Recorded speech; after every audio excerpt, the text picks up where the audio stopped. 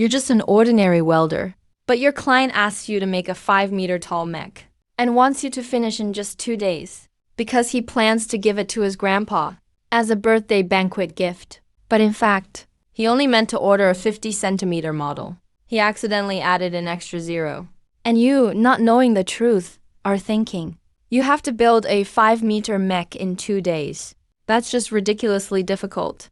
You are going to turn down the job. But the money was just too tempting. So you worked overtime, day and night, not sleeping for 2 days and nights straight. Finally, on the night before the birthday banquet, you finished building the mech as the client requested. You wrapped the entire mech in red cloth, then loaded it up onto a truck, out of complete responsibility to your client. You didn't want anyone to see the birthday gift before delivery, not to be seen by anyone. So you drove the rented heavy-duty truck, hauling the tightly wrapped mech, and rolled out of your warehouse. An hour later, Yunding Manor, Nanshan District, Shanghai City, nestled on the mountainside. This place is the private estate of Wang Tianhao, a well-known entrepreneur in Shanghai, and also the venue for the 70th birthday celebration of his elderly father. At that moment, a heavy truck drove through the manor's gate. Pavilions, towers, waterfalls, flowing springs. The manor has it all. You have already parked the mech on the open space in front of the villa, still covered tightly with the red cloth. After 2 days and nights of hard work, the task is finally done. You'd better put your phone on silent and get a good sleep. Early the next morning, the whole manor starts buzzing with activity. Luxury cars arrive one after another at Yunding Manor. Business tycoons from Shanghai's commercial world come to offer their congratulations. The lunch banquet hasn't even started yet, and many guests with children are playing around the manor. They all notice a huge object covered in red cloth, placed on the open area in front of the villa. They just assume it's a birthday gift prepared by one of the elderly man's sons, so no one dares to touch it. As it draws near noon, 3 military vehicles drive into the manor and park in an open space. Soldiers from the front and rear vehicles get out first, fully armed. With a vigilant look, the guards are on alert in all directions. An elderly man then steps out of the middle armored car, striding steadily toward the villa. Old Wang, how are you late even to your own birthday celebration? Were you tinkering with something and lost track of time again? Upon hearing this familiar voice, Old Wang's cloudy eyes instantly lit up. You old blubbermouth. What brings you here, leaving everything behind? A white-haired old man walks out of the villa. Clearly, these two have known each other for ages. They immediately start chatting away. The nearby guests recognize Old Hua and stand up to pay their respects, because both are legends in the world of modern science, worthy of genuine admiration. They're the backbone of Shanghai's military research base, the true pillars of the nation. Both made major achievements in the field of mechanical intelligence, great scientific breakthroughs. They're true national treasures. Old Wang and Old Hua walk side by side into the villa's banquet hall.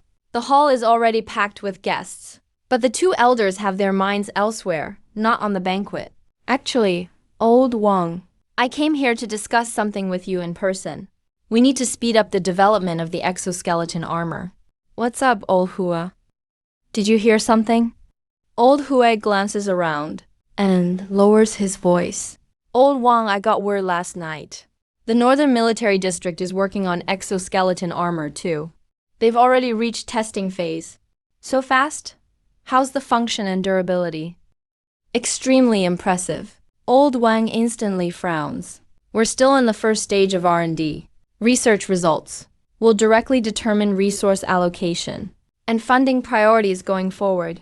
If the Northern District takes first place, Old Wang would have no face left. Right at that moment, a petite girl, around 18 years old, comes quickly toward Old Wang. Grandpa, the birthday banquet is about to start. Everyone's here except for Uncle No too and Sister Yuzu. No one else is missing. The girl gives a sweet smile, then mysteriously pulls out a gift box. This is my present for Grandpa. Old Wang happily takes the box, looking at Wang Ning with a doting smile. I got this from the American military. An exoskeleton armor model. Wang Ning lifts her chin, speaking with obvious pride. The moment they hear the words exoskeleton armor, the two old men exchange a gleam in their eyes. back when China was developing nuclear submarines. They used a similar model acquired from the US Army. For comparison, it's no exaggeration to say that insignificant-looking model at the time played a big role. By that logic, maybe this exoskeleton armor model can also spark some inspiration for them. Old Wang opens Wang Ning's present. It's extremely detailed. Every joint and component is intricate and clever. Old Hua can tell at a glance it's special. Clearly, when making this model, they must have referred to real US military equipment. Zhao Ning, you really picked out a wonderful gift for Grandpa. Old Wang laughs heartily, gently pinching Wang Ning's nose. As long as Grandpa likes it. Hearing Grandpa's praise, Wang Ning looks even more proud. She takes out her phone and snaps a couple photos of the model, then posts them on her social media, still wanting more attention. She forwards them to Wang Yixu. While on her way to the banquet, Wang Yixu, looking at the messages on her phone, just smiles wryly. Wang Ning is the daughter of Yixu's uncle, just 2 months younger than her. They've compared everything since they were little, from school exams to piano competitions, even to how they dress. But Wang Ning has never actually won.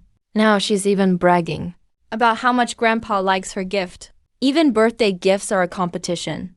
Wang Yixu doesn't mind, just laughs it off. What she cares about right now is whether the 50 centimeters mech she commissioned from you has actually arrived at the manor.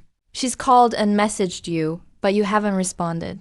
A little over 10 minutes later, Wang Tianhao and Wang Yixu finally arrived just in time for the banquet. Dad, I wish you happiness as immense as the Eastern Sea, and a long life like the southern mountain pines.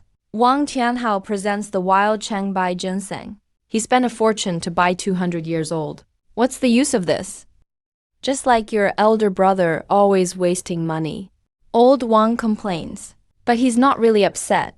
After all, it's still a show of filial piety from his second son. How long has it been, Xiao Yixu? You and Zhao Ning are both beautiful young ladies now. Besides scientific research, Old Wang only cares deeply about his 2 granddaughters. Seeing Wang Yixu, a smile appears on Old Wang's face. Dad, do you still think she's just a little toddler? Hearing this, all the relatives and guests burst into laughter. Yixu, you prepared a gift for Grandpa too, right? Don't act all mysterious. Just take it out.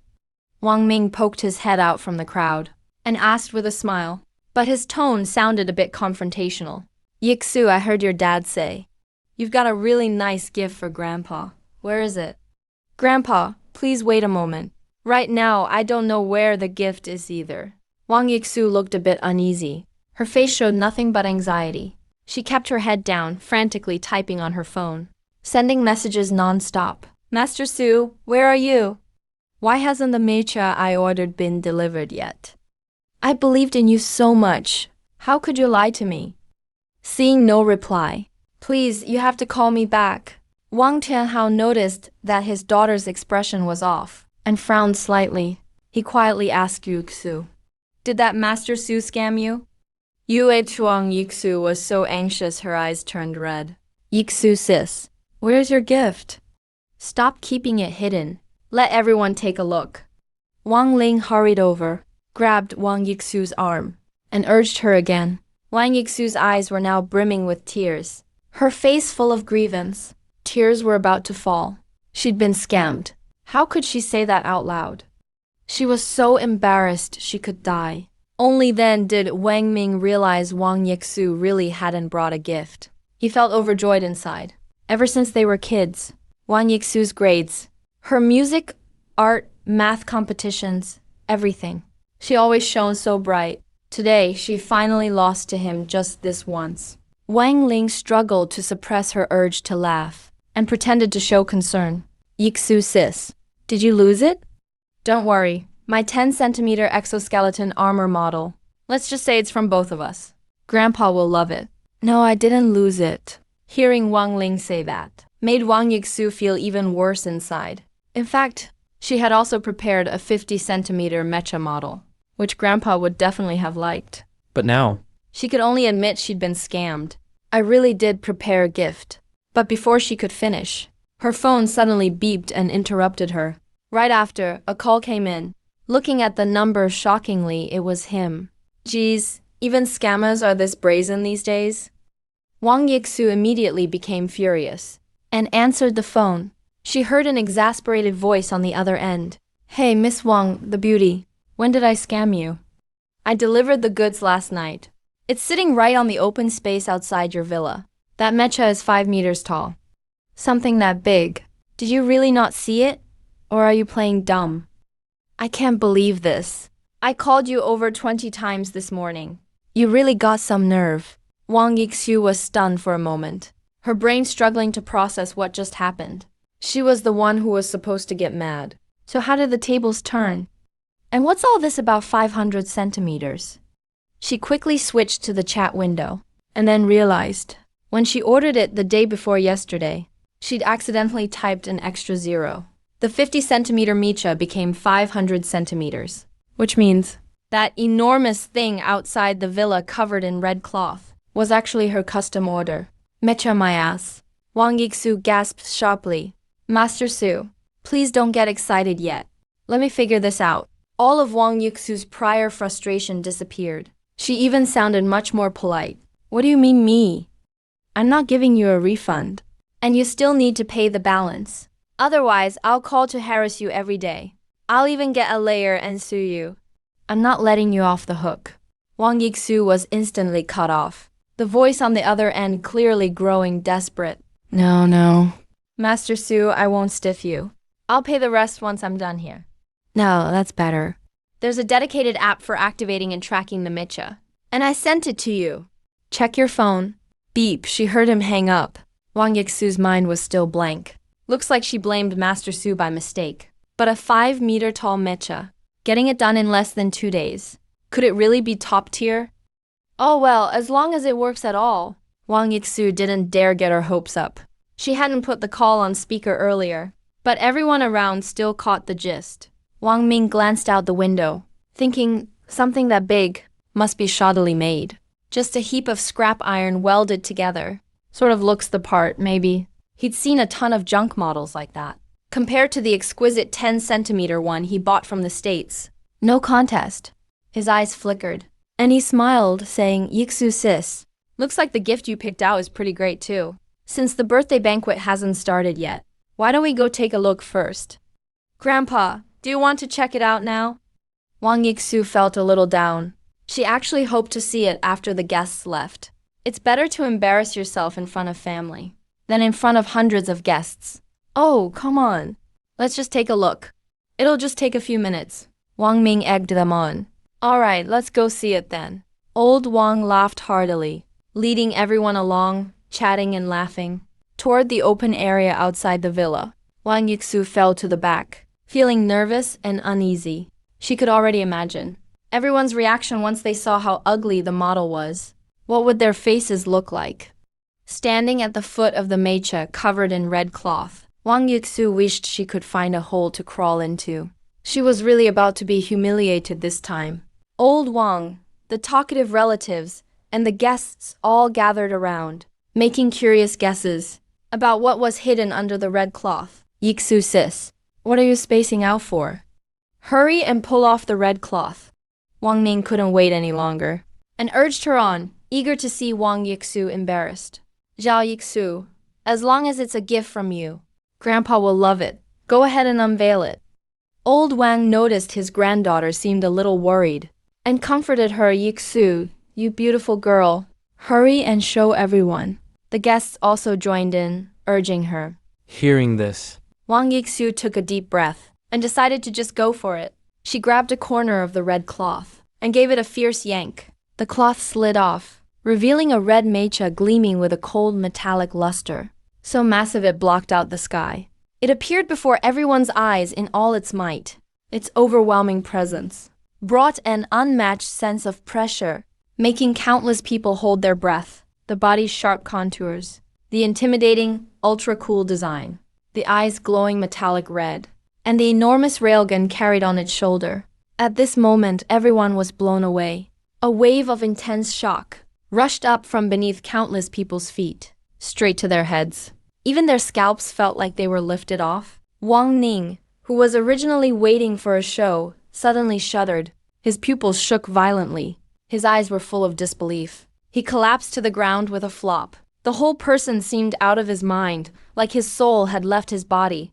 This mech has clearly exceeded the normal model category. Many aspects follow aerodynamic principles, including the vector nozzles on the mech's back, which are somewhat similar to those on the Eagle's F-119 engine. From certain angles of analysis, it even appears more advanced than the F-119. And the railgun mounted on the shoulder does not appear to be just for show. As veterans of the scientific community, they naturally noticed things others couldn't see. All around the mech, the crowd kept growing bigger. Even many servants of Yunding Manor and the banquet's chefs gathered around to join the excitement. This mech model looks so cool. Too bad, it's just a model. If it were a real mech, that'd be amazing.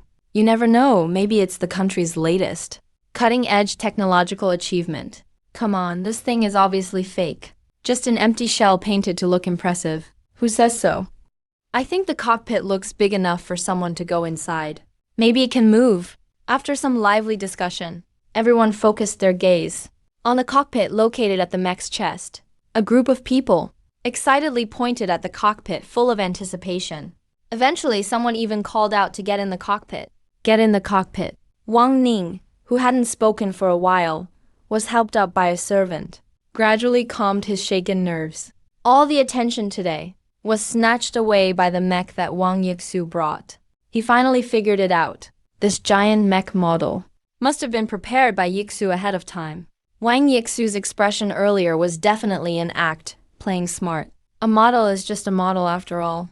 Looks impressive, but it's only on the surface. As soon as the cockpit is opened, once people see how shabby it looks inside, they're bound to be disappointed. He curved his lips with an inexplicable smile. Smiling, he said to everyone, "Don't be impatient. Yixu will definitely open the cockpit. She won't let you down." After speaking, he turned to look at Wang Yixu. "Right, Sister Yixu." The crowd got even louder after someone started coaxing. Wang Yixu had no choice but to bite the bullet and try. But the guests will probably be disappointed. Based on what Master Su said, it seems you can use a mobile app to control the mech with basic functions. She opened her phone, found the app package you sent, and installed it in one tap. As Wang Yixu launched the app program, the startup screen unfolded. Right after that, there was a series of mechanical lock sounds inside the mech. The crowd around was so startled they all stepped back. 2 steps, visibly nervous, utterly terrified. Wang Ming sneered coldly, whispered. She even installed sound effects. Just to show off, she really put in the effort. "Xiao Yix, be careful." Old Wang clearly felt something was off. That kind of mechanical, physical lock sound was very similar to the sounds he heard while researching exoskeleton armor. Basically the same kind of sound. Wang Yixu swiped her finger across the interface. Noticed only the start button could be operated. There was no open cockpit command. She held her breath and gently tapped the start button. A crisp notification sound rang out, suddenly exploded above everyone's heads. In the silence, the mech's eyes glowed bright red. Right after that, a mechanical voice sounded from within the mech. Driving authority confirmed. Coolant injection completed. Mini light energy engine startup completed. Phased vibrational sensing system started. Tiantian no, 1 mech activates for the first time. Successfully scanned the pilot. The mech's eyes lowered. A red light confirmed Wang Yixu's position. Then its arm reached toward her. Half pulled, half lifted her to the chest area. She was so nervous. Her phone accidentally fell below. A hissing sound as the airlock opened. Before Wang Yixu even reacted, she was sent into the cockpit. The hatch closed. Wang Yixu cradled a holographic helmet, sat in the pilot's seat stunned and unsettled, staring at the unfamiliar controls and dashboard before her. She was completely dumbfounded. Even her breath started to tremble. It's so realistic. Money well spent. Underneath the mech, when the cockpit opened just now, many people saw the inner structure. Wang Ming was the first to be stunned. This was nothing like what he had imagined. If the exterior was already impressive, the cockpit interior definitely had a strong sci-fi vibe. The model was crafted. Not only the outside, even the cockpit was this realistic. Even the arms, could move, which blew his mind. Take off. Over 100 people were thrilled and shouted excitedly. The atmosphere was more intense than ever. Wang Ning looked completely defeated. His expression was so dark it could drip water. He clenched his fingernails too tightly, digging into his palm, gritting his teeth. I don't believe it. You really can fly. This was when Wang Yixu put on the holographic helmet. The screen in front of her instantly changed. She could see everything outside the mech. All obstacles became nearly transparent. Rows of transparent operation prompts appeared. She suddenly felt like she had become the mech. Her heart pounded anxiously. All of this shattered her understanding. Could a simple welder really build something like this? Unbelievable. The outside sounds were also picked up by the mech's external sensors and transmitted to Wang Yixu in real time. Take off, take off, take off. In the midst of this heated atmosphere, Wang Yixu got excited as well. Things had reached this point.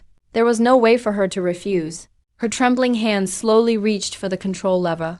At the same time, old Wang picked up the phone Wang Yixu dropped from the ground. Only then did he notice. The screen on the phone was connected to the cockpit's interior camera and could even switch to an external camera. In the lower right corner of the screen, it displayed the mech's data in real time, but for now all values were 0. They could also activate the voice communication and talk to Wang Yixu, old Wang Chatterbox, Wang Tianhao, and the guests. All guests turned their eyes to the phone screen. When old Wang figured out what was displaying on the phone screen, Wang Yixu had already gripped the lever tightly, with everyone watching. Her thumb. She slammed her hand down on the ascent button at the end of the joystick. Data. Mission accomplished. Wang Yixu broke out into a carefree smile, facing the cockpit's internal camera. She flashed a sweet smile. She already knew that outsiders could see inside through their phones. If you said this mech could really fly, she definitely wouldn't believe it. Reaching this level was already impressive enough. Getting to experience this highly realistic mech piloting, she felt totally satisfied. From outside, people heard through their phones Wang Yixu shouting that the mission was over. They still felt a little unsatisfied. At the same time, they were jealous that Wang Yixu could get inside the cockpit and experience it firsthand, even though everyone hoped the mech could really fly. Rationally, everyone knew it was impossible. Only Wang Ning stood still, let out a cold sneer, and complained loudly, I knew it wouldn't work. Not even the Americans have developed this. How could China possibly come up with it first? It sounded like he was trying to get back at the mech for embarrassing him earlier. He then cursed it again, calling it a hunk of scrap metal. The sound system is garbage. People nearby all turned to look at Wang Ming. Even old Master Wang beside him frowned. Some people started heading back to the villa. Wang Tianhao also stepped forward, calling out to the lingering guests, distinguished guests. The mech experience is over. Let's start the birthday banquet. Before he could finish, a shrill alarm suddenly blasted in everyone's ears. Alert! Alert! The mech is about to enter takeoff mode. All nearby personnel, please evacuate immediately. A deep, unsettling sense of dread washed over everyone. The piercing alarm echoed through the entire manor. Old Master Wang clenched his fist tightly. Rationally, he knew the mech was just a very realistic model. After all, it was just something for show. There's no way it could really fly. Boom! A shockwave rippled outward from the mech, spreading rapidly in all directions. It was visible to the naked eye. Several small vector nozzles opened up on the body of the mech, along with 4 larger vector nozzles on its back, all erupting simultaneously in dazzling pink jets. The ground trembled along with a rumble. A faint vibration spread out. Something's not right.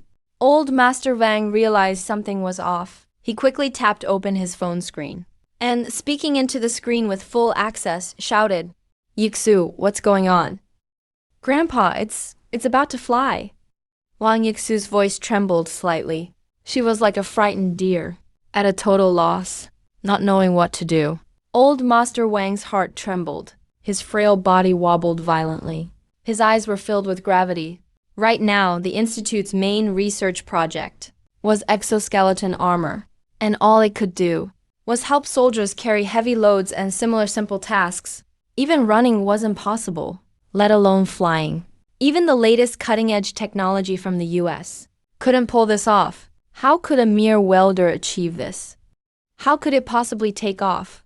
People all around were running and screaming. Damn, the mech is spraying flames.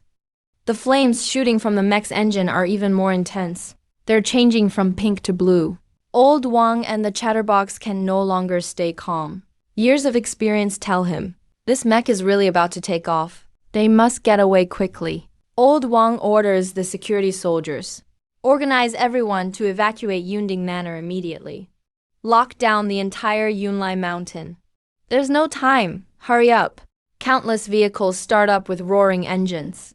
Those quick on the uptake aren't worrying about anything else. Grab any car and drive away as fast as possible. With the guidance of security soldiers, the previously chaotic crowd becomes much more orderly. Old Wang holds his phone. His expression is extremely serious. He looks at Wang Yixu on the screen, clearly worried. Yixu, is there any way to stop it? Grandpa, I don't know either. He's already started the countdown to take off. Inside the cockpit. Right now, Wang Yixu is terrified, nervous and uneasy. A piercing alarm sounds in his ears, making him even more tense. Mech's light energy engine testing complete. Miniature vector ports connected with no errors. Shoulder railgun operational. High-frequency particle blade mounted normal. Beam weapon not mounted. Dragoon system not mounted. Final check complete. 32 junction no. 1. Departing. Boom, a violent shake shakes all of Yunding Manor.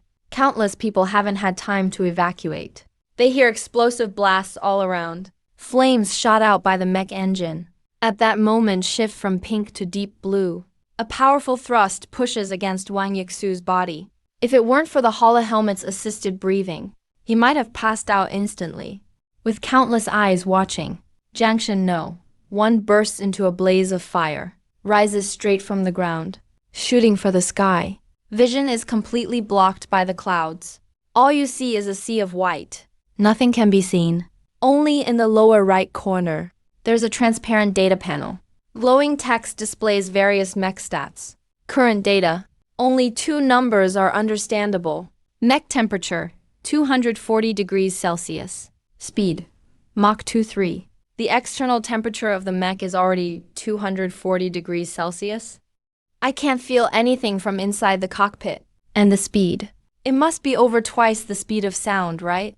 While Wang Yixu is analyzing the panel, the entire mech suddenly shoots out of the sea of clouds, like a snow fox darting out of a snowy field. The clouds blocking the mech's view disappear instantly, suddenly clear and bright. A dazzling sight. An endless sea of clouds floating across the sky. The sky itself stretches vast and hazy. Wang Yixu's beautiful eyes widen in shock, eyes shining brightly. It feels like he's entered a fairyland.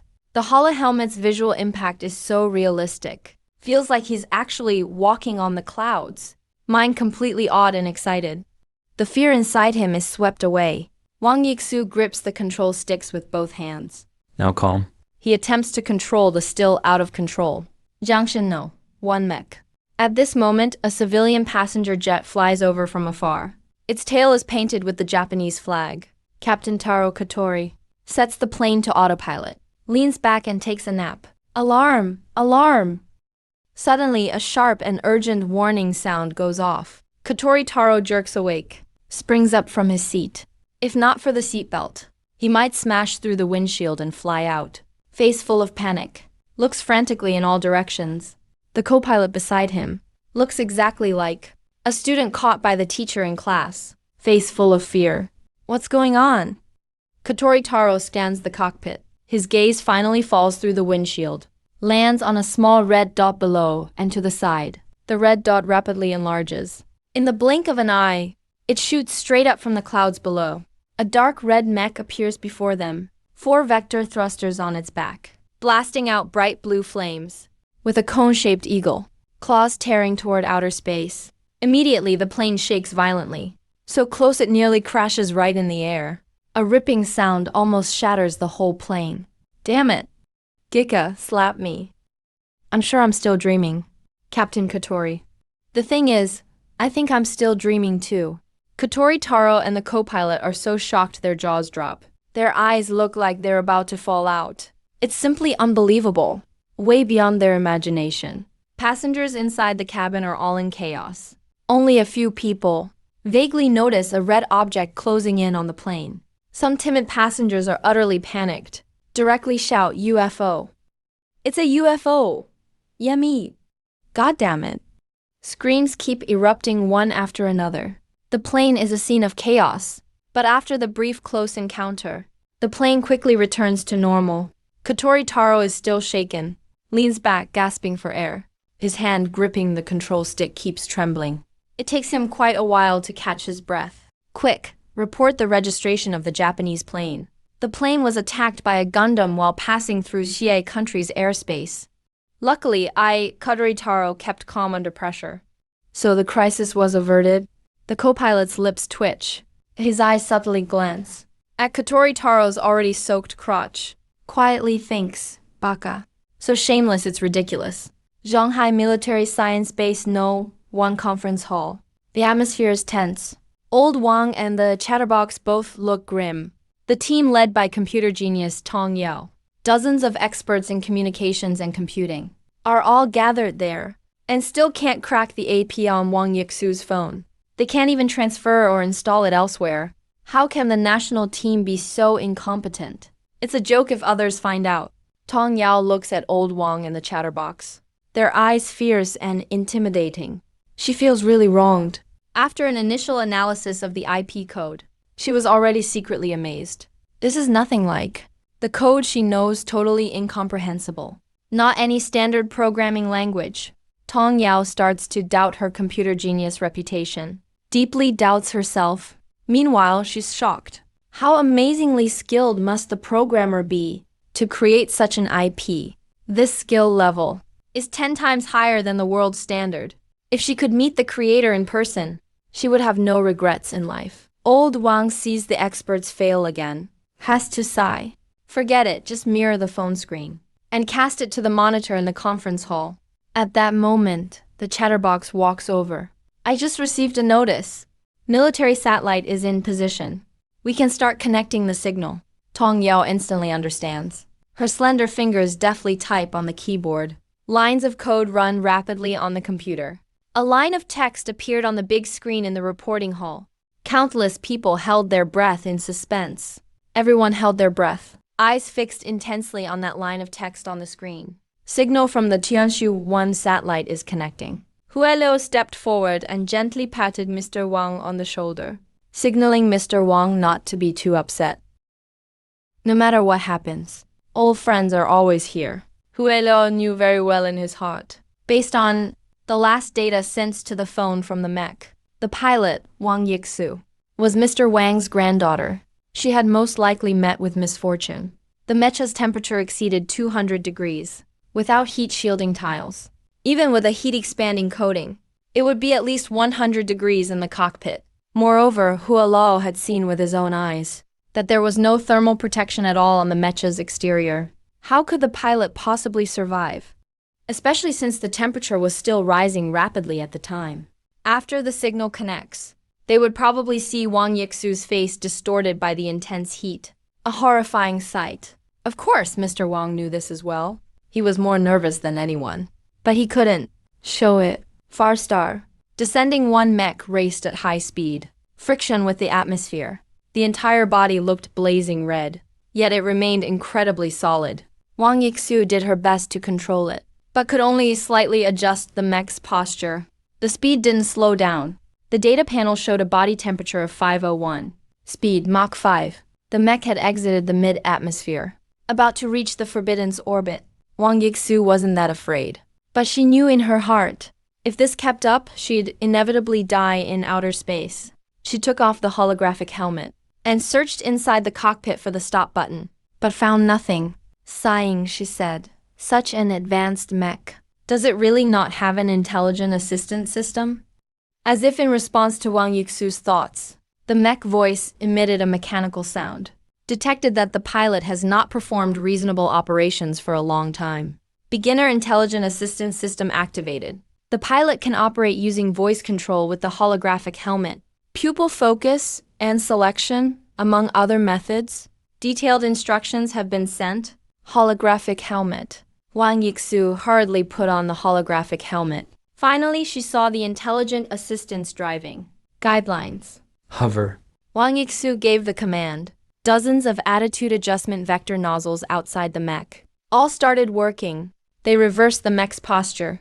At the same time, 4 small thrusters on the back burst into fierce blue flames, forming tight, Mach rings. Descending one instantly slowed down drastically. It was like hitting the brakes in midair. The data panel in the lower right corner flashed rapidly. Speed, Mach 47. Speed, Mach 42. Speed, Mach 35. Speed, 0 current. Body is hovering. Finally, it came to a secure stop on the Forbidden's orbit. Phew, I stopped. Wang Yixu let out a long sigh of relief. She shifted her gaze from the data panel and looked ahead. Hong Zheng shuddered sharply. Its body recoiled briefly. What came into view was a deep blue planet, surrounded by a thin layer of blue haze, glistening and sparkling, with a myriad of radiant halos, stretching across the dark, lonely expanse of space. It looked close at hand, but was actually out of reach. Is this Earth? Wang Yixu was shaken to her core by the sight. Her breath quickened. She couldn't calm down for a long time. Mother Earth is truly beautiful. She was utterly mesmerized, without noticing that on the transparent function panel at the lower left corner of her holographic helmet, a small megaphone icon had been flashing for over 10 minutes. Zhonghai Scientific Research Base. So, is it connected yet? This was already Mr. Wang's 8th inquiry. No, because there's no intelligent recognition in place. We can only establish one-way communication. Only with the other party's approval can the line go through, Tong Yao patiently explained. Not long ago from his colleague, he learned the basic situation. He knew the person in the mech was Mr. Wang's granddaughter. Of course he was anxious. Based on everyone's calculations, survival chances were almost 0. In other words, no one on the other side would ever agree to connect. Most likely, nobody in the mech was alive anymore. It's cruel, but that's the reality. The reporting hall was dead silent. Only Mr. Wang's heavy, aged sigh could be heard. The atmosphere was tense. All the comforting had been done. Everything possible had been tried. Everyone felt helpless. Beep. Suddenly, Tong Yao's computer made a sound. The screen showed that the phone call records had been cracked. Mr. Wang's app wasn't cracked, but Yixu's iPhone unlocked and the call history was cracked. Now we have Master Su's phone number. Dial it, Mr. Wang ordered immediately. Yes, sir. Tong Yao gave a military salute and dialed the number. Sorry, the number you dialed has insufficient balance. Please top up your account. Tong Yao's mouth twitched. He gritted his back teeth and added $50 of credit to the number. Clicked to redial. Sorry, the number you dialed is busy. Please call again later. Tong Yao was stunned, then immediately realized. With a dark face, he said, that guy's phone blocks unfamiliar numbers. Mr. Wang waved his big hand, tracked down his IP address, and pull up his personal info. Yes, Mr. Wang. Give me 5 minutes. Not losing today. It's finally my time to show tech skills. Tong Yao's lips curled into a confident smile. With his skills and access, looking someone up by phone number was a piece of cake. His slender fingers began flying across the keyboard. Clack, clack, clack. Meanwhile, after you called Wang Yixu, you just freshened up a bit and went to the Anzi Supertech workstation, level 1 abandoned warehouse. The reason was simple. After just one call, your phone was out of credit. You asked the system if you could mod the phone so you wouldn't need to pay anymore. Turns out you really could, and it only needed a little tech value. So you handed the phone to the workstation's robotic arm. After some modification, the phone looked the same, but its insides were completely transformed. No more charging needed, no more phone bills, wireless internet, and a ton of cool features, like preventing info leakage, anti-tracking, and more. You'd have to figure it all out slowly. Tomorrow you'd mod your mom's phone too. Could save a lot on phone bills. That's what you thought. Zhonghai Military Research Base, 5 minutes later. Got it. Tong Yao found the IP address and the owner's info. Good job. What's the full name of the owner? Where are they now? Send someone there immediately. Mr. Wang clenched his fist. eager to bring this Master Su here right away. Clack, clack, clack. Tong Yao casually tapped a couple keys. A hint of pride flashed in her beautiful eyes. According to the computer display, his name is Su Taibang. His current location is...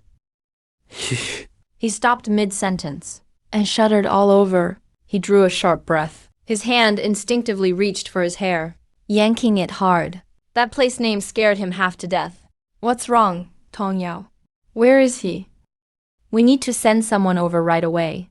This Su Taibang should really have something to do with the mech. The chatterbox saw Tong Yao suddenly go quiet and urged her on. Chatterbox, Wang Lao. We can't get to this place right now. I told you, don't blame me. If it's possible, I personally suggest starting from his school.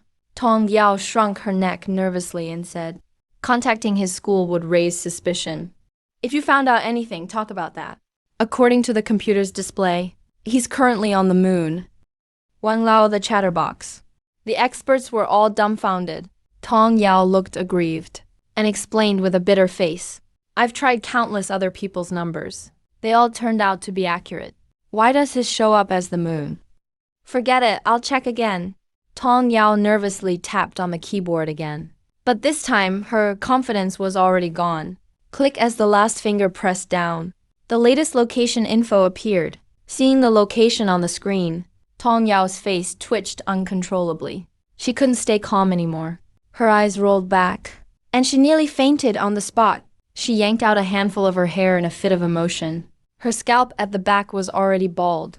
Director? Do you want me to say it out loud? What do you think? Fine, according to the computer display. His current location is the M78 Nebula. Countless staff who heard the location all felt a surge of anger at that moment. Wang Lao's aged face turned terrifyingly dark. His brows furrowed tightly. His jaw was trembling, even though he said nothing. Sometimes silence speaks louder than words. M78 Nebula, then the moon, then outer space. What a mess. So this Su Taibang is Ultramantiga.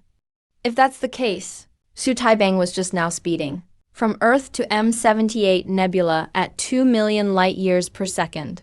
Ridiculous, Wang Lao shouted angrily. His beard bristled and his eyes bulged. He was so mad his whole body was shaking. Descending Angel Mech no. One connected successfully. One. An abrupt voice echoed in the briefing hall. Wang Lao instinctively looked at the big TV screen at the very front of the hall. In the boundless starry sky, a blue planet appeared before everyone's eyes, so massive it almost filled the screen's edge, shining with a crystal-clear white halo. Glorious and stunning, absolutely breathtaking. Such a deep and majestic view made everyone hold their breath in awe. All the earlier unpleasantness vanished instantly. After a brief moment of daze, Wang Lao, through the holographic helmet's reflection, vaguely glimpsed his granddaughter Wang Yixu's fair, delicate face. Thank God, Yixu is okay. Thank goodness. Grandpa, can you hear me? I just noticed your call request. I was practicing as a beginner just now. A familiar voice sounded. Old tears blurred his eyes. At that moment, he was no longer the aging figure who carried the backbone of the scientific community, but just an ordinary elderly man. After a short silence, the briefing hall suddenly erupted in deafening cheers. Countless people were moved to tears, not just over Wang Yixu's miraculous survival, but also for the miracle created by descending Angel Mech No. 1. Everyone was aware that someone from Xia country had developed a manned mech that could fly into space. Do you realize what this means?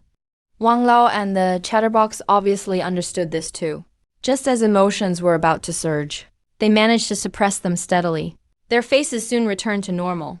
Now's not the time for sentimental stuff. Yixu, when the mech was climbing all the way up, you must have experienced extreme heat and cold, right? As long as you made it through, Wang Lao said with emotion. Wang Yixu seemed confused. Why Grandpa would say that. She paused for a bit, then responded sweetly. The cockpit is always like this. About 77 degrees Fahrenheit, I guess. Really comfortable. Yeah, I'm glad you made it. What? Kang's mom got too animated watching. The mic slipped to the ground accidentally. Wang Lao picked up the mic. Panting heavily, he asked again. Yixu, just to be clear, You're in your denim shorts and tank top. And you didn't feel any temperature changes in the cockpit? Yeah, what about it? Wang Yixu tilted her head, a trace of confusion in her eyes. Nothing. That's just right. Wang Lao's mouth felt dry. He swallowed hard and let out a few awkward laughs. 1,000 questions appeared in his mind. He's seen the mech himself. There are no heat tiles on the outside. There's not even any special heat expansion coating. It's just some unknown alloy. Painted with what looks like red lacquer patterns. Unbelievable. This problem has become an unsolved mystery at the Shanghai Military Research Base. Maybe even worldwide. The chatterbox was dumbfounded too. Everything he saw today completely shattered his worldview. Shattered and ground to dust.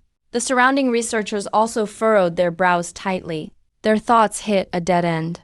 They just couldn't figure it out. How exactly are they keeping the cockpit at a constant temperature? Wang Lao tried to suppress all his endless questions. He took a couple of deep breaths, then continued. Yixu, learning to operate a mech isn't something you can master right away. Don't rush. First, see if there's some kind of one-button return function or something. That's actually the most important thing. No, there isn't. I'm just finishing the mech's beginner tutorial. I should get the hang of it in about 10 minutes. By then, I'll just fly Descending Angel no. One back myself. With that, Wang Yixu blinked. Her delicate chin lifted a bit, just like a kid showing off a perfect score in front of their parents. Theft Wang Liu was about to drink some water to calm down, and spit it out, exclaiming, "Beginner tutorial? This isn't your favorite Honor of Kings game. How could you just master it from a tutorial? Come on, Grandpa. It's pretty much the same. Are you behind the times? Descending Angel No. 1 is super smart and really user-friendly.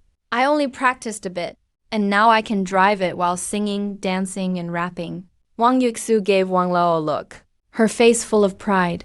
Wang Lao really didn't know what to say at this point. As the most senior scientist in Xia country, and the leader of so many tech breakthroughs, he was actually called outdated by his granddaughter, and in the field he was best at, told he was behind the times. Who could he even argue with? And also, what the heck is this beginner tutorial? How can a regular girl drive a mech after just going through it? Are you kidding me? He felt like he was suffocating. He needed a few puffs of oxygen to stay alive. His blood pressure was swinging up and down. He couldn't take it anymore. It was like being on a roller coaster. At this moment, Tong Yao, who was nearby, noticed that Mr. Wang's face didn't look too good. She quickly brought over the emergency medical oxygen tank and inserted the nasal cannula into Mr. Wang's nostrils. Only then did Mr. Wang let out a long sigh of relief. Little Yixu, can you check the mech's fuel? Keep an eye on the fuel. Don't let it run out before you come back. As soon as Mr. Wang's reminder came out, the researchers nearby suddenly looked serious. The looks they gave Mr. Wang were full of admiration. He truly lived up to being a veteran scientist. He could always grasp the most critical details. There had been incidents before where neglecting fuel levels led to space disasters. Fuel? Wang Yixu indeed hadn't considered this. She glanced at the fuel remaining icon and said casually, "There are 10 bars in total, and there are still 9.5 bars left." Mr. Wang's face twitched. He suddenly ripped out the nasal cannula, threw it on the ground, and stomped on it twice. If the setting hadn't forbidden it, he would have started swearing. "Damn it, stop showing off." "Fine, I just won't breathe anymore." He was broken, completely broken. Flying from the ground to space. Used only 1/20th of the fuel. Does it have to be this exaggerated? Mr. Wang was utterly dumbfounded. His mind was a mess. He began to doubt his life choices. "Oh!" Wang Yixu suddenly let out a cry of surprise. Mr. Wang and everyone around him immediately looked at the screen. "Grandpa, I found another icon for reserve energy. The capacity is 50 bars more than the previous one." The innocent and pleasant voice reached Mr. Wang's ears. Mr. Wang's eyes rolled back instantly, and he fell backward, stiff as a board. What was that sound? Wang Yixu couldn't see the video feed on her end. She could only hear the sound of something falling. "Grandpa? What's wrong, Grandpa?" Little Yixu's grandpa. It's nothing. You probably just talked too long. And needs some oxygen. Don't worry. Chatterbox's steady voice came through the headset. Okay then. Then please help me take good care of my grandpa. Yixu will take you for a spin in the mech when I get back. I'll go back to my beginner practice now. Go ahead. The voice call disconnected. Chatterbox, looking at Mr. Wang, who was being carried to a chair by staff, quickly called out, "Quick! Give him back this nasal cannula and plug it in." Tong Yao remembered that. Mr. Wang had just stomped on it, and her mouth twitched. Chatterbox, is this really okay? We can't worry about that now. Let him use it first. Chatterbox knew that when Mr. Wang got extremely excited, this old ailment would flare up, so he wasn't too worried. Based on previous experience, it should be fine. He'd be okay after some oxygen. After settling Mr. Wang in the infirmary, the big shot continued leading the experts, keeping a close eye on Wang Yixu's next moves. Wang Yixu slightly adjusted the holographic helmet and looked at the beginner training guide appearing before her. Current training subject, limb synchronization coordination training. Start now. Next training subject, railgun target practice. Start. She clenched her fair little fists, a flash of determination in her eyes. Less than 100 kilometers away, the Eagle space station, the cross-shaped space station floated in low Earth orbit. Asterisk click. Asterisk the hatch of the docking module made a slight sound. Megan, wearing a white spacesuit, poked half of her body out, looking at the vast, boundless, and magnificent galaxy before her. She was deeply shaken. Megan, don't block the door. Hurry up and get out. Andre gave Megan a gentle push from behind. Only then did Megan carefully overcome the weightless state, holding the handle as she floated outside the module. This was their 27th spacewalk mission. Though called a spacewalk, it was actually just to let the astronauts get some air.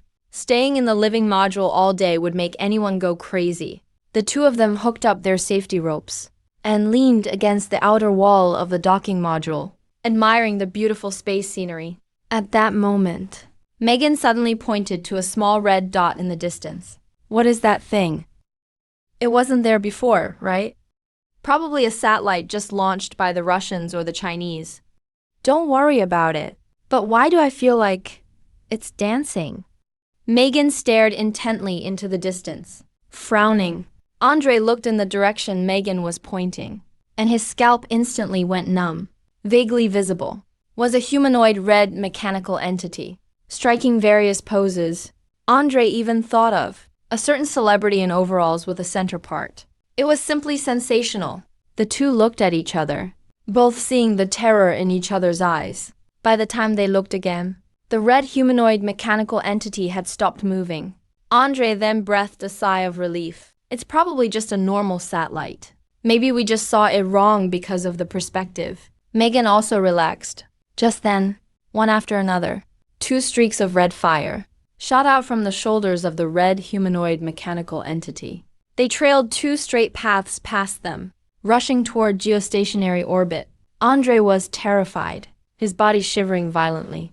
When he turned back, he saw two massive explosions in deep space. Two dragonfly-shaped satellites were instantly blown to smithereens. Under the pull of gravity, they plummeted toward the atmosphere. What the hell? Oh my God, this is... What happened? Andre was completely stunned, his brain short-circuiting. Beside him, Megan's pupils dilated in shock. Her eyes kept rolling back. She was almost fainting. Her jaw trembled uncontrollably. After her upper and lower teeth slammed together violently, even her gums were bruised. What was that? This is terrifying. A long time later, the two of them finally caught their breath through the respirators. Simultaneously, they screamed, "Mommy! This is bad. Aliens are attacking Earth. Quick, we have to report this to NASA immediately. Earth might be destroyed. This is ridiculous." At the Eagle Aerospace Bureau building, 3-star General Paul slammed his palm on the desk. Fire seemed to be spitting from his eyes. Andre and Megan. Those two must have gone crazy out in space. How can there be aliens in this world? This must be a conspiracy. Contact them immediately. Contact the researchers on Puerto Rico. Use the over-the-horizon radio telescope. See what that big red thing actually is. When Paul got angry, everyone else had to walk on eggshells. A few minutes later, several fresh photos were laid out on Paul's desk. The photos were very blurry, but it didn't stop them from recognizing that this was indeed a real mech. Paul's face was so grim it looked like it could drip ink. His eyes were full of resistance, with a deep shock lingering in them. Unable to dissipate for a long time, things have gotten serious. It wasn't an alien they photographed, but something just as terrifying, being able to develop a mech and taking out 2 satellites with 2 shots a few minutes ago. This level of technology surpassed current cutting-edge tech by more than tenfold. If this thing wanted to destroy the space station, it would be a trivial matter. Effortless. Even if it wanted to fire that strange cannon from space and accurately hit the White House, it could happen. The more I think about it, the scarier it feels. Paul just felt the chill under his feet grow even stronger. It crept up his thighs and crawled along his back, making him shiver uncontrollably. No way, if something else goes wrong, it'll really blow up. This problem has to be handed off to the higher-ups. With that thought, Paul decisively picked up the phone on the desk and dialed out. Beep, this is the office of the Secretary of Defense. May I ask who is calling? What can I do for you? On the other end of the line came the rather indifferent voice of a woman. This is Paul from NASA. I have an SS-level urgent military report. Please connect me to General Austin. Certainly, please hold. Shanghai is a research base. Professor Wang is still in the West. Most of the time, the chatterbox is watching through the big screen display, keeping an eye on Wang Yixu's actions. When he saw Wang Yixu seemingly finishing the beginner's training, the chatterbox asked little Yixu, "How does it feel?" "I really can operate it at a basic level now." "Hey, naughty grandpa. You're so naggy. Didn't I just say it a moment ago? Once I've finished the beginner training, I can pilot Descent 1 at a basic level." The little girl actually got annoyed. The chatterbox couldn't hide his delight. He stroked his beard with a smile. Suddenly something occurred to him, and he continued asking, "By the way, just now I saw you piloting the Mecha to attack something way off in the distance. You mean the shoulder railgun?" "I just picked 2 spots at random to practice target shooting." "What? Target shooting in outer space?"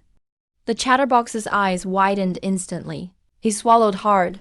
Even though he'd already been shocked numb today, he was still stunned. The power of the Descent 1 Mecha had already surpassed his understanding. With this thing, Xia's technology is sure to leap forward. Being a tech powerhouse is no empty slogan. Suddenly, the chatterbox felt like something was off. "Hey, kiddo. You said you randomly shot at 2 spots. But where did the targets come from?" Little Son's Defense Investigation Division. Makoto Ito leaned back in his swivel chair, his brow tightly knit. "Kotori Taro, you're saying you really saw it? A Gundam flew past your windshield." Section Chief Ito. "Please believe me. I swear I'm not lying.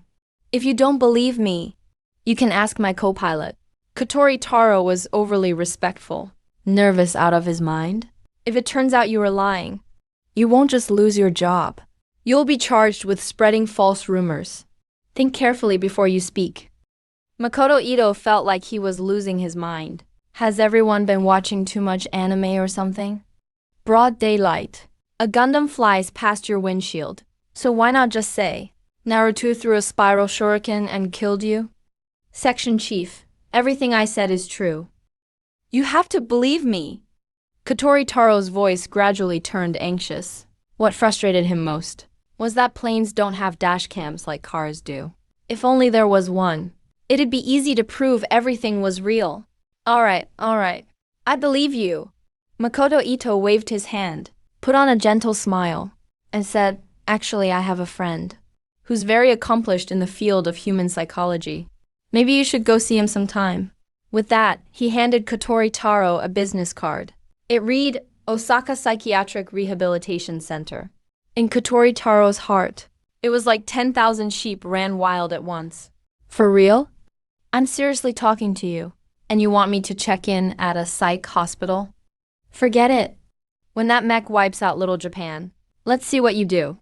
Can't even finish a conversation with you. Kotori Taro snorted, nostrils flaring with anger. He stormed off huffing and puffing.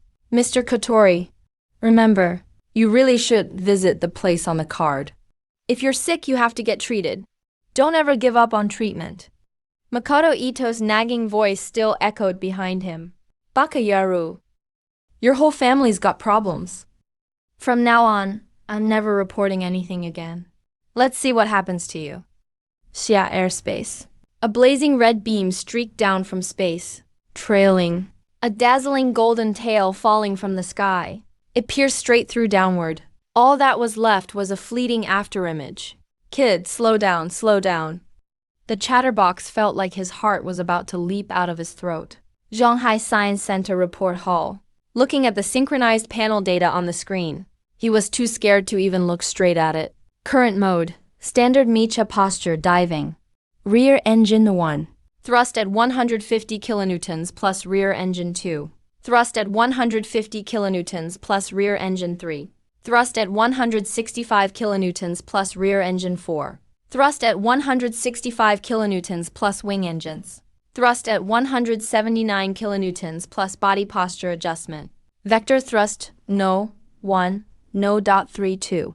15.3, 45.4. 13, no, 5, body temperature 430 degrees Celsius, speed Mach 41. Status, all systems normal. It's already hit Mach 4. And you call this normal? The chatterbox felt his blood pressure skyrocket. His eyes were about to pop out. He swayed on his feet and looked like he was about to fall over. Tanjao rushed to support him. The researchers nearby hurriedly pushed over a chair. The chatterbox didn't care about sitting at all. Red-faced, he grabbed the mic and yelled, "Yixu, you're at 4 times the speed of sound. Slow it down. At this rate, you'll punch a hole in the Earth's crust." His old voice was about to break. But Wang Yixu was losing her patience. She even thought she could go faster.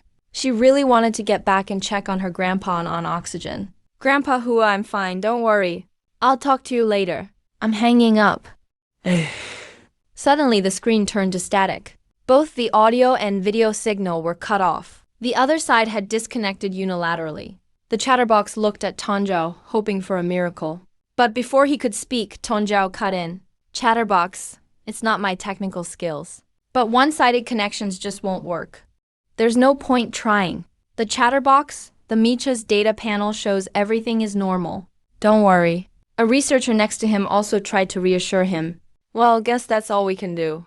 The chatterbox shook his head helplessly. The reason he was so careful mainly was that if anything happened to Wang Yixu, old Wang would go nuts on him. Plus, the advanced tech in this Mecha probably leads the current world by decades. As long as the Mecha returns safely, they can disassemble it and study its advanced technologies. Then, Xia's science and tech will really leap forward. After being bullied by Britain and the Western powers for so many years, how could we possibly swallow this humiliation? Now the opportunity is right in front of us. Even if it means death, I have to seize it. A thick layer of dark clouds covered the sky, blocking out the sun. Pressing down extremely low. No sign of the sun at noon. Crackle. A golden bolt of lightning snaked from one end of the clouds to the other. The entire cloud layer carried an unsettling sensation. Bang, a muffled sound echoed. A fiery red mech suddenly shot out from the clouds, punching a hole through the dark clouds. Arcs of electricity seemed to be drawn toward it, instantly darting toward the mech. But the mech was too fast. In the blink of an eye, it disappeared near the clouds. The lightning just couldn't catch up. If lightning had emotions, it would definitely be baffled. What the hell was that thing? It doesn't even make sense. Wang Yixu casually stretched his arms. Piloting at this intensity for so long was making him a bit drowsy. Luckily, he'd be there soon. He glanced over the data. Panel shows body temperature, 590 degrees Celsius. Speed, Mach 57.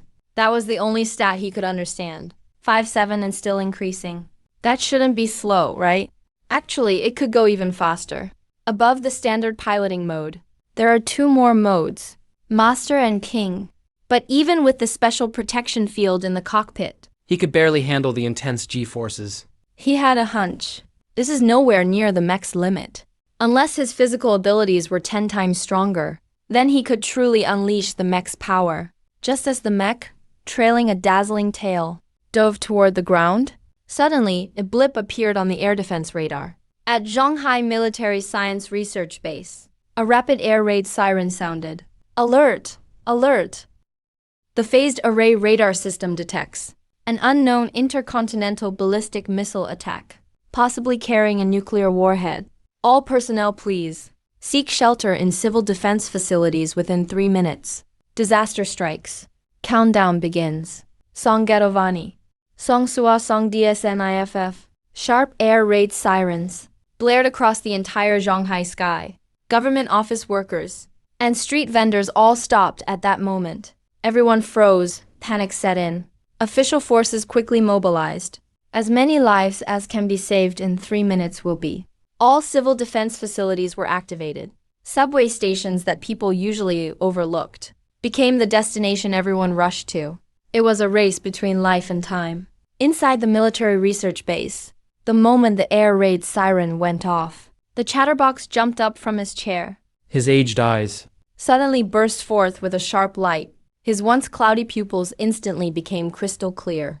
In this critical moment, he was the backbone. Absolutely cannot panic. Right away. Connect the landline to the base's air defense division. Ring. Chief, something bad has happened. Radar shows the base is locked onto by an enemy ICBM. Computer thermal sensing data analysis. Highly likely carrying a large yield nuclear warhead. Initial estimates. 5 times the power of Wang Dao's atomic bomb. Citywide air raid alert has been issued automatically. What should we do now? The chatterbox was stunned. A chill ran down his scalp. An intercontinental missile. Could it be Eagle Nation's latest Sentry 2 model? But that doesn't add up.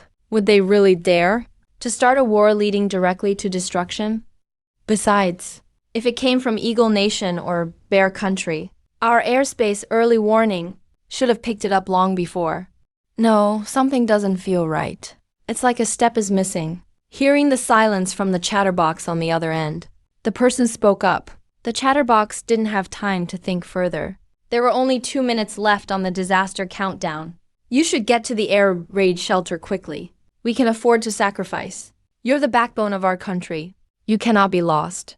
We're begging you. Not just over the phone.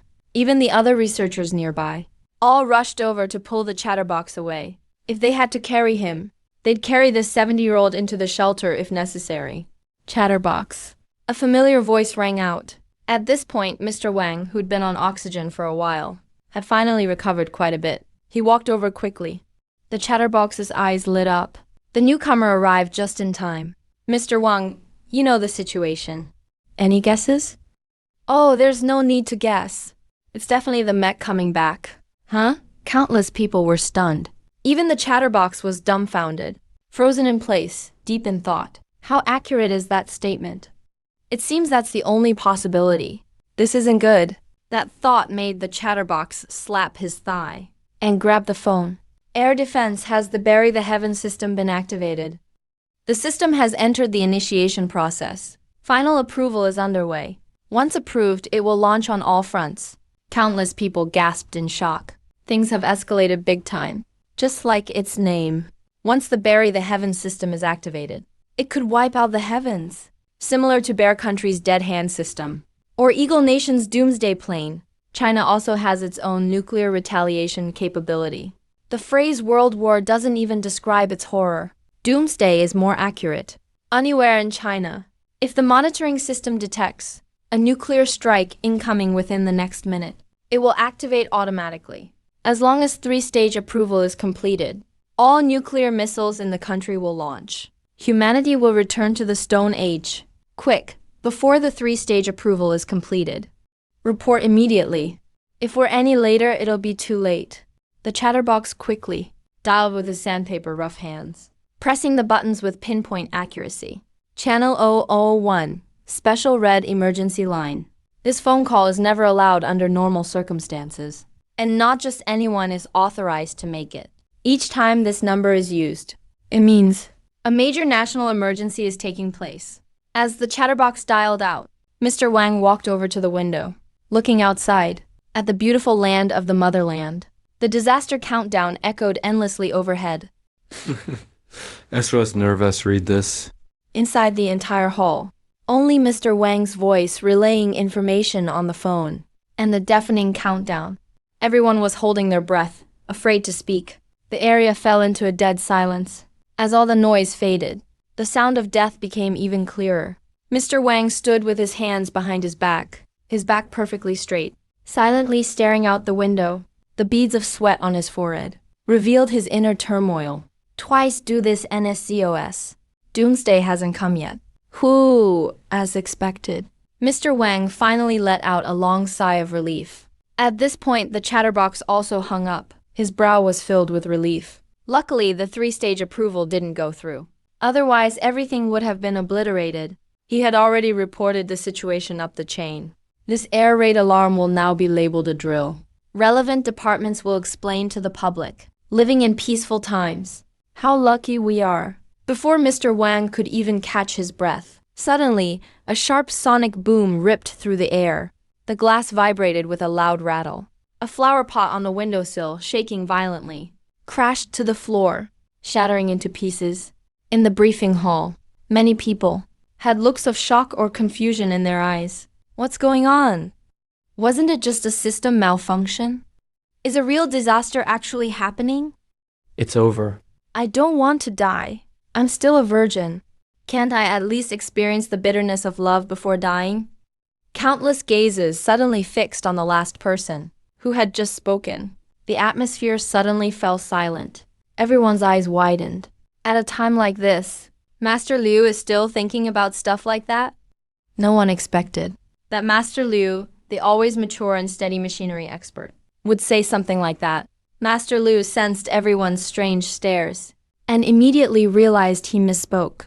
His face turned red in an instant, like he was splashed with red paint. He's totally embarrassed now. Maybe the apocalypse should just happen after all. If it doesn't, I can't live here anyway. Everyone at the Shanghai military base will talk about this for half a year. Better off dead. At least I won't get laughed at by those jerks. Besides Professor Wang and the chatterbox, more than 10 people knew why the windows were shaking. This was the resonance caused when a super high-powered engine approaches. Alright. Let's go outside and check out our TNT and No.1. Professor Wang and the chatterbox walked side by side, leading many researchers out of the hall. When they heard the name TNT and No.1, everyone who was confused just now finally understood. Their eyes gradually became excited. They arrived at the open area outside, where there was a runway for warplanes to take off and land. This was also Shanghai Military Science Base's largest open area. Mechas would definitely land right here. A strong gust of air suddenly blasted out, blowing fiercely under everyone's feet. Tong Yao, who was petite, almost got knocked over. Professor Wang looked up at the sky. His gaze was filled with unexplained brightness. His hands clenched tightly in his palms. The chatterbox showed a relieved smile too. The scientists widened their eyes even more, staring intently upward, and couldn't hide their excitement. They'd been busy for most of the day, constantly checking data, listening to Professor Wang and the chatterbox explain. Now they could finally see the real thing. So excited they could barely breathe. Is it coming now? The real Mecha is coming. The red dot rapidly grew larger in everyone's view. A visually stunning, imposing machine body descended from the sky. With a boom, the airwaves spread, knocking people over. The gusts on their bodies got even fiercer. A heated stream crashed down loudly.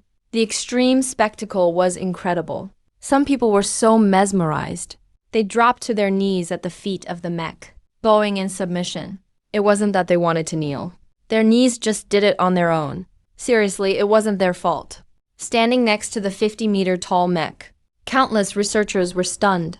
Its sharp, bold lines and fierce, explosive design, especially that group of badass railguns on its shoulders, ignited the hearts of many men. Who says men don't understand romance? This is what romance means to men. As the cockpit opened with Kaz, Wang Yixu stood at the opening of the cockpit and waved symbolically. Professor Wang sharply noticed. His precious granddaughter looked a bit pale. Something's off. Yixu, come down quick. Got it, Grandpa. The Mecha's arm helped Wang Yixu down. With a confident smile on her face, she wore denim shorts and a black tank top, sunny and full of energy. Many people were amazed staring at her. Never expected a girl to match so well with a mech. Many young female researchers felt a little inferior. Yixu, what's wrong? Professor Wang asked with concern. Nothing. The dive was too fast. Almost couldn't stop in time. I feel a bit car sick, but not mecha sick. Right after Wang Yixu finished speaking, she ran a short distance away and threw up everywhere. Everyone's expressions instantly froze. The mecha goddess gets mecha sick after all. Seeing his granddaughter was okay, Professor Wang finally relaxed. Now all problems were solved. He was in a great mood. With a big gesture, he waved to the 50-plus researchers behind him and said, "Get ready to start performance tests on the mecha's mechanical components." Then he looked at Tong Yao. "Contact Dr. Chen right away. He's an expert in precision casting and material science." When she heard the name Dr. Chen, Tong Yao instantly frowned. Her expression soured. She had zero liking for this fake foreigner. He always flaunted his overseas PhD, and his salary was even higher than Professor Wang and the Chatterbox combined. The worst part is, he likes to get handsy with some female colleagues. He even tried something with Tong Yao once. But Tong Yao blacklisted his chat account and saved a bunch of disgusting chat records. So in the end, Dr. Chen didn't dare do anything to her. With a sigh, Tong Yao sent Dr. Chen a message. "Here at the base, we're about to test super metal component performance. Professor Wang asked you to come over." Damn, this rundown place of ours is nothing like England. What super metal could we possibly have? "I'm just passing along the message. Come or don't, up to you." After sending the message, Tong Yao immediately blocked him, and the world was quiet again. 10 minutes later. Tiantian No.1 had already been driven by Wang Yixu into the indoor testing area, where there were professional analyzers for mechanical component performance, usually used to test jet fighter parts for functional testing. Now it was just right to test the mecha. Professor Wang and Wang Yixu stood aside, waiting for Dr. Chen to arrive. "Yixu, Grandpa wants to ask you something serious." "Tell me the truth." "Ask whatever you want." Wang Yixu replied obediently. "Where exactly did this Tiantian No. 1 come from?" "I just found a welder to make it, as a birthday gift for Grandpa." Wang Yixu rested her chin, thought for a moment, then added, "He goes by Welder. And he's also a student at Shanghai National Defense Science and Technology University. His name is Welder, not Su Tai Bang." Professor Wang glanced toward Tong Yao next to him as he spoke. Tong Yao shrank her neck and gave a foolish laugh, too scared to say anything. "No, his actual name is Welder. I've read his profile. He's sunny and handsome, just a little bit temperamental." Wang Yixu recalled how you made the phone call in the morning and silently complained in her heart. Once things aren't busy here, she definitely wants to meet this grumpy guy. Professor Wang was also lost in thought. A college student, working part-time as a welder, and hand-building a mecha. That's kind of unbelievable. "So Yixu, did you commission him months in advance to build the mecha?" "No, just 2 days ago." Professor Wang lightly coughed twice. Pretending to be annoyed, Zhao Yixu said, "Lying is not what good kids do." "Really, Grandpa, I didn't lie to you. If I'm lying, I'm a puppy. If you don't believe me, check the chat history. Or you can call him yourself. I'll send you his number." Wang Yixu swears, "I really didn't lie. If I'm lying, I'm a puppy. No need to send the phone number." That kid's phone, well, it's complicated. Old Wang smiled wryly. Seeing he couldn't get a straight answer, old Wang couldn't help but move a little closer. He looked kindly and said, "Aren't you the closest to Grandpa Hua?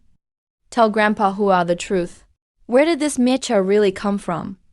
As long as you tell the truth, from now on, you'll be the one to operate this mecha. How about that?" "You'll..." Tears welled up in Wang Yixu's eyes. She wore a wronged expression. "Grandpa Hua, I really didn't lie to you. At the time, I wanted Master Su to weld a 50-centimeter mecha. Who knew I accidentally added an extra 0? So it ended up being a 5-meter mecha. Don't cry, little Yixu. Doesn't matter if others believe you or not. At least Grandpa Hua believes you. Seeing Wang Yixu about to cry, the chatterbox quickly offered a few words of comfort. Old man, what are you talking about? Of course I believe my granddaughter too. Old Wang, listen up. The old man hinted at something. He puffed his beard and glared. But right after affirming their loyalty, the two secretly moved together and whispered to each other. Do you think it's possible that Yixu might actually have some connection with certain secret departments up top? The old man pondered and said, now that you mention it, things actually start to make sense. Old Wang's eyes lit up. Suddenly, realization dawned. No wonder the kid who never lies would tell a lie. Turns out she signed a confidentiality agreement. If that's the case, the Mecha showing up here was just an accident. Or maybe the secret department wants to use us to put this Mecha in the public eye. Hard to figure out their intentions. Let's wait and see for now. The two schemed for quite a while and verbally decided on the next steps. But little did they know Yixu had already sneaked up beside them. The two old men looked up, and the air froze instantly. Wang Yixu frowned tightly, staring at them angrily. Grandpas, if you don't believe me, after the test, I'll take you to Master Su's house. You can ask him yourselves. All right, fine. The two old men nodded in unison. They exchanged a glance, with the look of old foxes in their eyes. Time quickly passed by half an hour. Yixu, finding it boring outside, had already climbed into the Mecha's cockpit. He wasn't honestly wearing the holo helmet, just sitting in the pilot's seat, looking all around the cockpit, like a curious cat. Dr. Chen, the performance expert, still hadn't arrived, so everyone was getting impatient. Forget it, let's get started first. Dr. Chan's apprentice, Zhang Liang, happened to be around. Let him run the mechanical component performance analyzer. Guess this is all we can do. The chatterbox nodded. At old Wang's order, Zhang Liang led two assistants to the control console, nervously tapping buttons at the console, then operating a control lever. A mechanical arm extended from the console, slowly attaching to the Mecha's ankle drive shaft. After making a series of fine adjustments, with a click, Zhang Liang hit the final confirmation button. Progress bars appeared on the wall display. Component composition detection, 49%. Dynamic load strength detection, 57%. Wear resistance detection, 50%. Precision detection, 8%. Except for component composition. The other three performances are the key indicators for metal component strength. Dynamic load strength directly relates to the component's mechanical properties. The higher the value, the stronger the component, where resistance determines its lifespan, while precision affects functional output. For example, a 3 nanometer chip and a 300 nanometer chip are worlds apart in power consumption and performance. As the dynamic strength test was about to finish, Zhang Ling was holding his breath, his fingertips turning white. He'd worked in mechanical component performance testing for years already. Even top-of-the-line German machine components had been tested by him, but today felt different from any before. This time, the tested metal component came from a real Mecha. When this colossal machine was brought in, he had already been deeply shocked. Now up close, to say he wasn't nervous would be a lie. The other researchers felt the same. Standing under the 5-meter Mecha's feet, they seemed as small as ants. As researchers, they all knew that every part of this Mecha had to be extraordinary, like the driveshaft dynamic strength being tested now. It might be comparable to tungsten steel. Precision was at least 500 nanometers. But what would the actual numbers say? All they could do was wait patiently. Everyone held their breath, quietly watching the progress bars. Even always calm old Wang and the chatterbox couldn't hide a tremor in their eyes. Clearly, they were excited too. A loud automated voice echoed in the hall. Tested component dynamic applause. Strength undetectable. Everyone's eyes widened, their faces full of confusion. Machine malfunction? Undetectable strength? What does that mean? Countless people were dumbfounded. This was a first for everyone. The chatterbox said, "This driveshaft component is really beyond expectation." A flash of excitement in old Wang's eyes, his voice trembling as he spoke. Yeah, the only reason it can't be measured is because it surpasses Anything made from earthly materials, whether forged or cast components. The chatterbox added, hearing the two elders say this. Jiang Ling, coming down from the testing console, suddenly froze in place, a look of disbelief spreading over his face. He trembled. Chatterbox, are you saying even tungsten steel can't compare? Based on what we see now, I'm afraid so. Gasps of disbelief filled the room. Just the drive shaft at the ankle had strength like this. Doesn't that mean normal shells wouldn't even scratch this mecha? After all these years, most people there could easily tell. The rear ankle drive shaft and external armor were made from one type of alloy. If this material was used in modern warfare, never mind so-called absolute defense, it could go toe-to-toe with anything. Who could possibly stand against it? You fire a shell at me, I might lose a little paint. I fire a shell at you, you're done for. So how would you deal with that? How would anyone play with me? Damn, this thing is a war machine. Seriously, if one slipped in, any country's homeland would be breached. I'd love to take it for a spin to Japan myself. Countless researchers looked at the skyward one mecha with stars in their eyes. This steel fortress had become a superstar. While everyone was marveling, another mechanical voice sounded from above. Composition of tested components undetectable. Old Wang looked like he was struck by lightning, his pupils shrinking sharply. There's no mistaking it. It's a newly developed alloy material. Old Wang let out a deep sigh as he peered intently. His head throbbed with pain. He just couldn't hold it together anymore.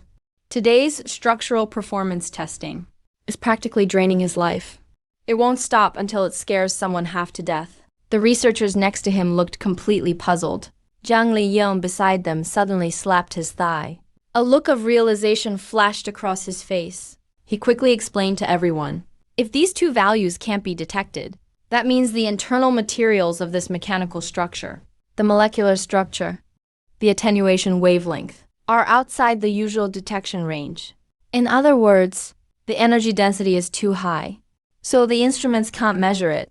To put it more plainly, this structure is made from an extremely robust new alloy material, manufactured into shape. Frankly speaking, if this material were submitted for the Nobel Prize in Physics, it'd be a sure win. Everyone was utterly stunned when they heard the last sentence. Their gazes were numb and spaced out. Their expressions looked somewhat blank. This mecha is really about to break all boundaries. The Nobel Prize. That's an honor countless scientists dream of earning. Immediately, a series of voices rang out quickly. Abrasion resistance can't be detected. Precision can't be detected. Old Wang's body shuddered violently, almost unable to stand. Not even abrasion resistance can be measured. So it must be related to the alloy's own extraordinary properties. Precision can't be detected. So doesn't that mean the level of precision in this device exceeds the 1 micron limit of what the instrument can detect? Old Wang was gasping heavily through his throat, his heart pounding like crazy, blood pressure skyrocketing. He was on the verge of losing control. From another angle, the performance of the materials that make up this structure, plus the precision in manufacturing, have both reached a level that no known structure on Blue Star can achieve. To put it plainly, it's absolutely game-changing. A fierce light burst from Old Wang's eyes, the corners of his mouth gradually curling up. His aged face broke into loud laughter. His laughter grew louder and louder, a healthy flush rising on his wrinkled cheeks. Several warm tears slipped from his eyes. There's hope for the nation's rise. Even the chatterbox couldn't help but tear up.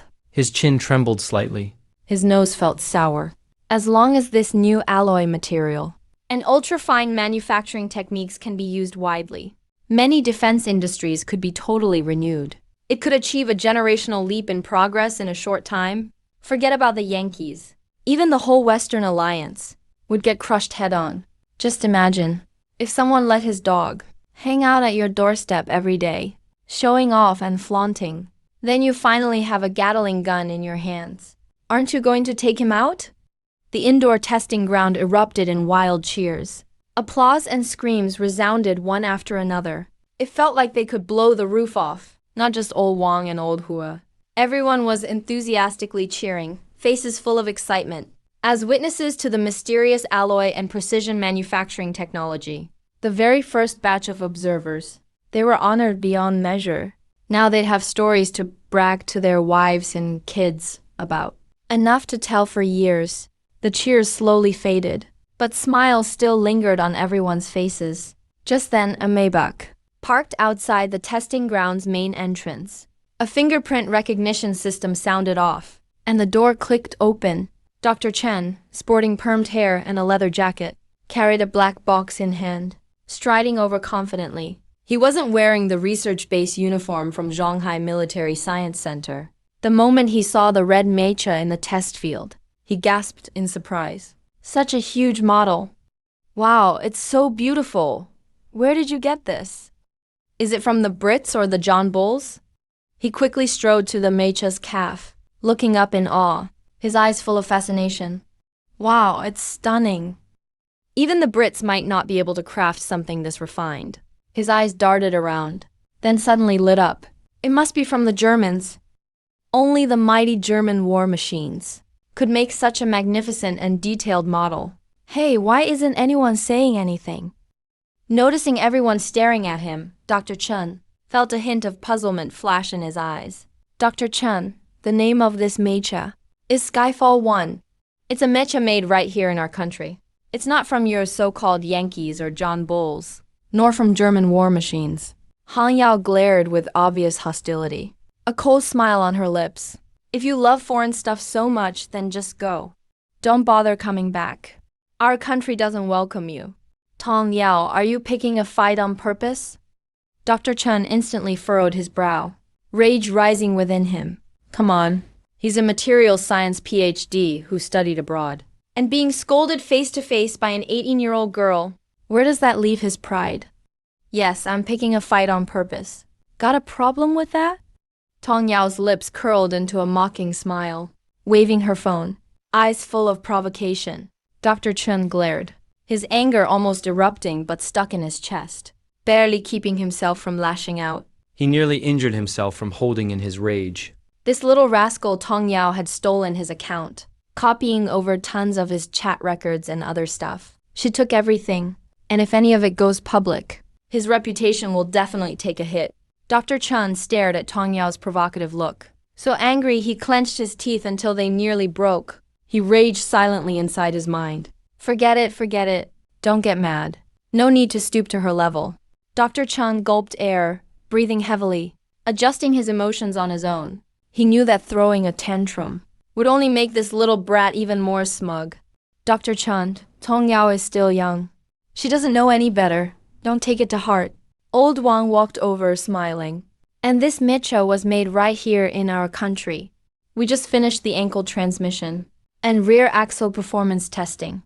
All the results came up as cannot be detected. Cannot be detected. No way. Dr. Chen looked confused, glancing at the large screen on the wall. As for the mecha term Old Wang used, he automatically assumed it meant a model mecha. The idea of an actual mecha seemed too far-fetched. A 100% progress bar, with cannot be detected displayed right next to it, looked incredibly striking. How could this happen? When did our country ever manage to produce super components that can't be detected? Dr. Chen looked at Zhang Liang. Young Zhang, did you forget to calibrate the instruments before testing? Master, I did the calibration. Everything was done according to standard procedures. Zhang Liang replied seriously. Still, that can't be right. I bet the instruments are malfunctioning. Master, the instruments were fine at noon. They shouldn't be broken now. Are you teaching me how to do my job? Dr. Chen shot Zhang Liang a cold glare, with anger already burning in his heart. Now Zhang Liang actually dares to doubt his judgment. Just a mere intern. Even dares to point fingers in front of him. They've all learned bad habits from Tong Yao. Dr. Chen looked around. He saw that everyone was silent. He knew many people didn't believe it was an issue with the instrument. He immediately curled his lip. He spread his hands and said, "Some people surely don't believe what I just said. So let's test it again with another instrument. That way, you all can finally give up." After finishing, Dr. Chen sneered. He shook his head.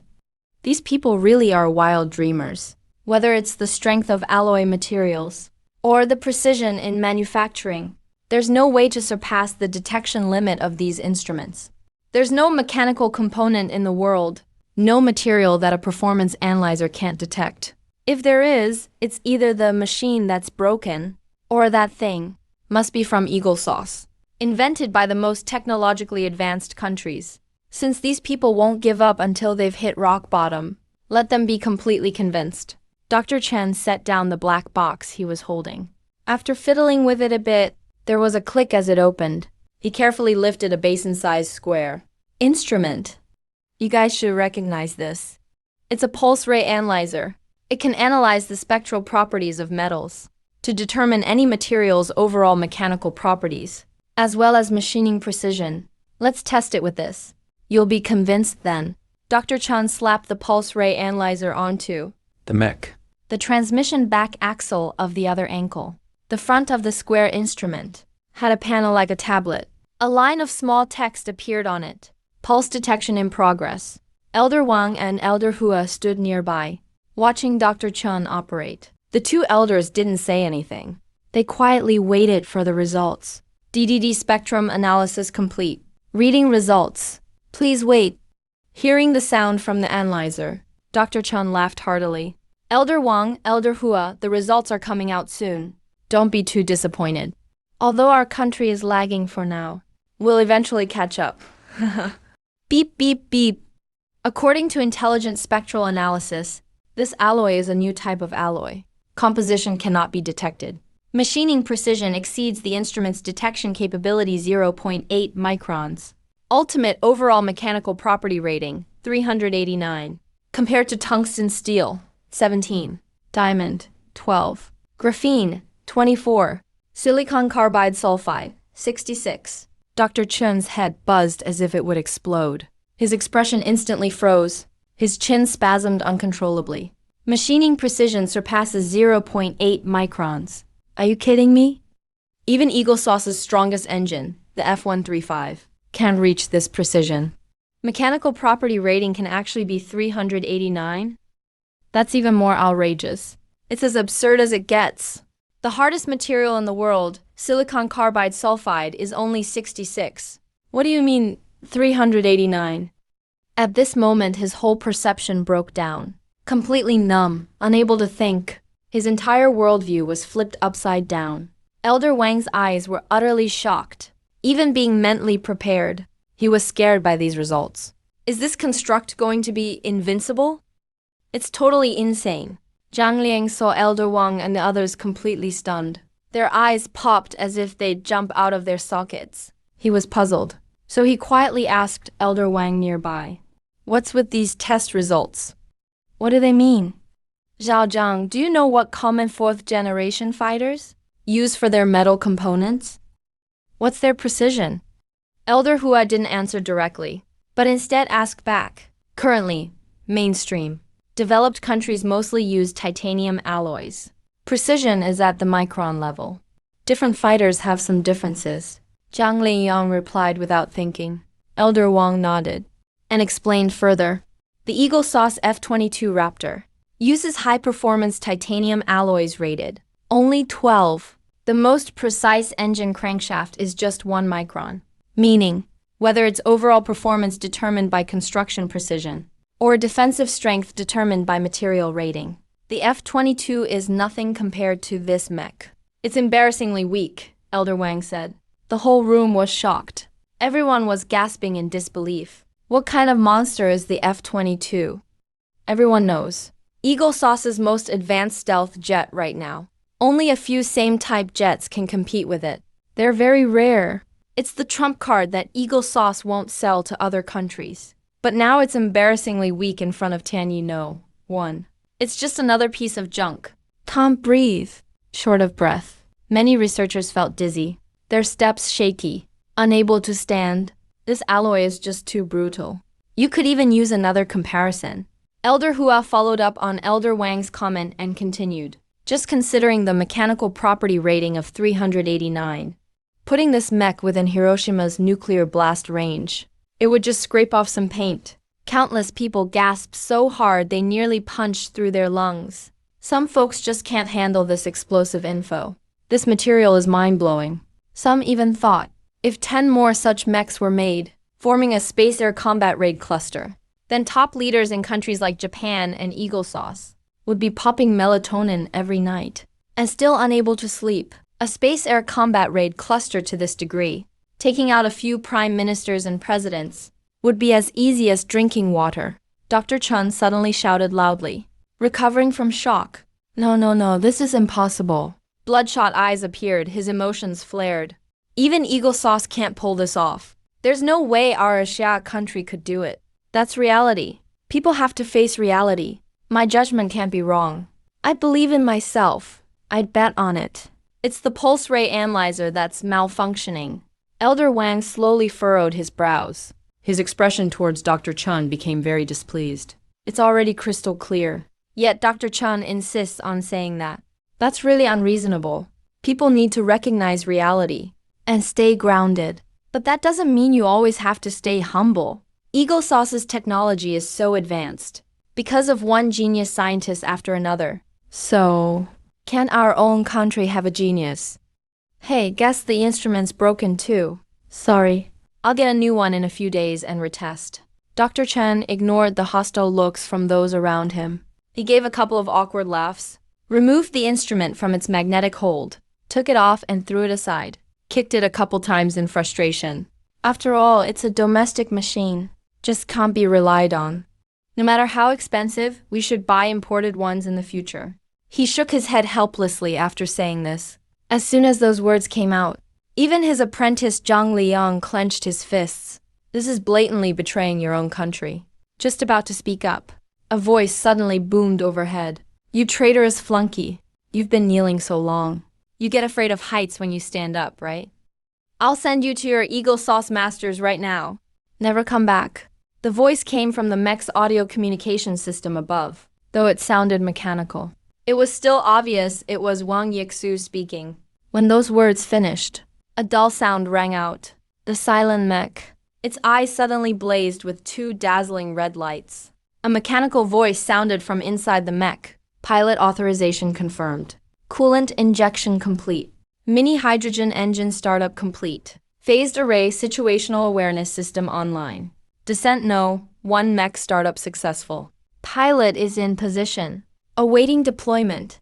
A series of sounds echoed like massive bells. Dr. Chon's scalp tingled in fear. His eyes felt like they were about to pop.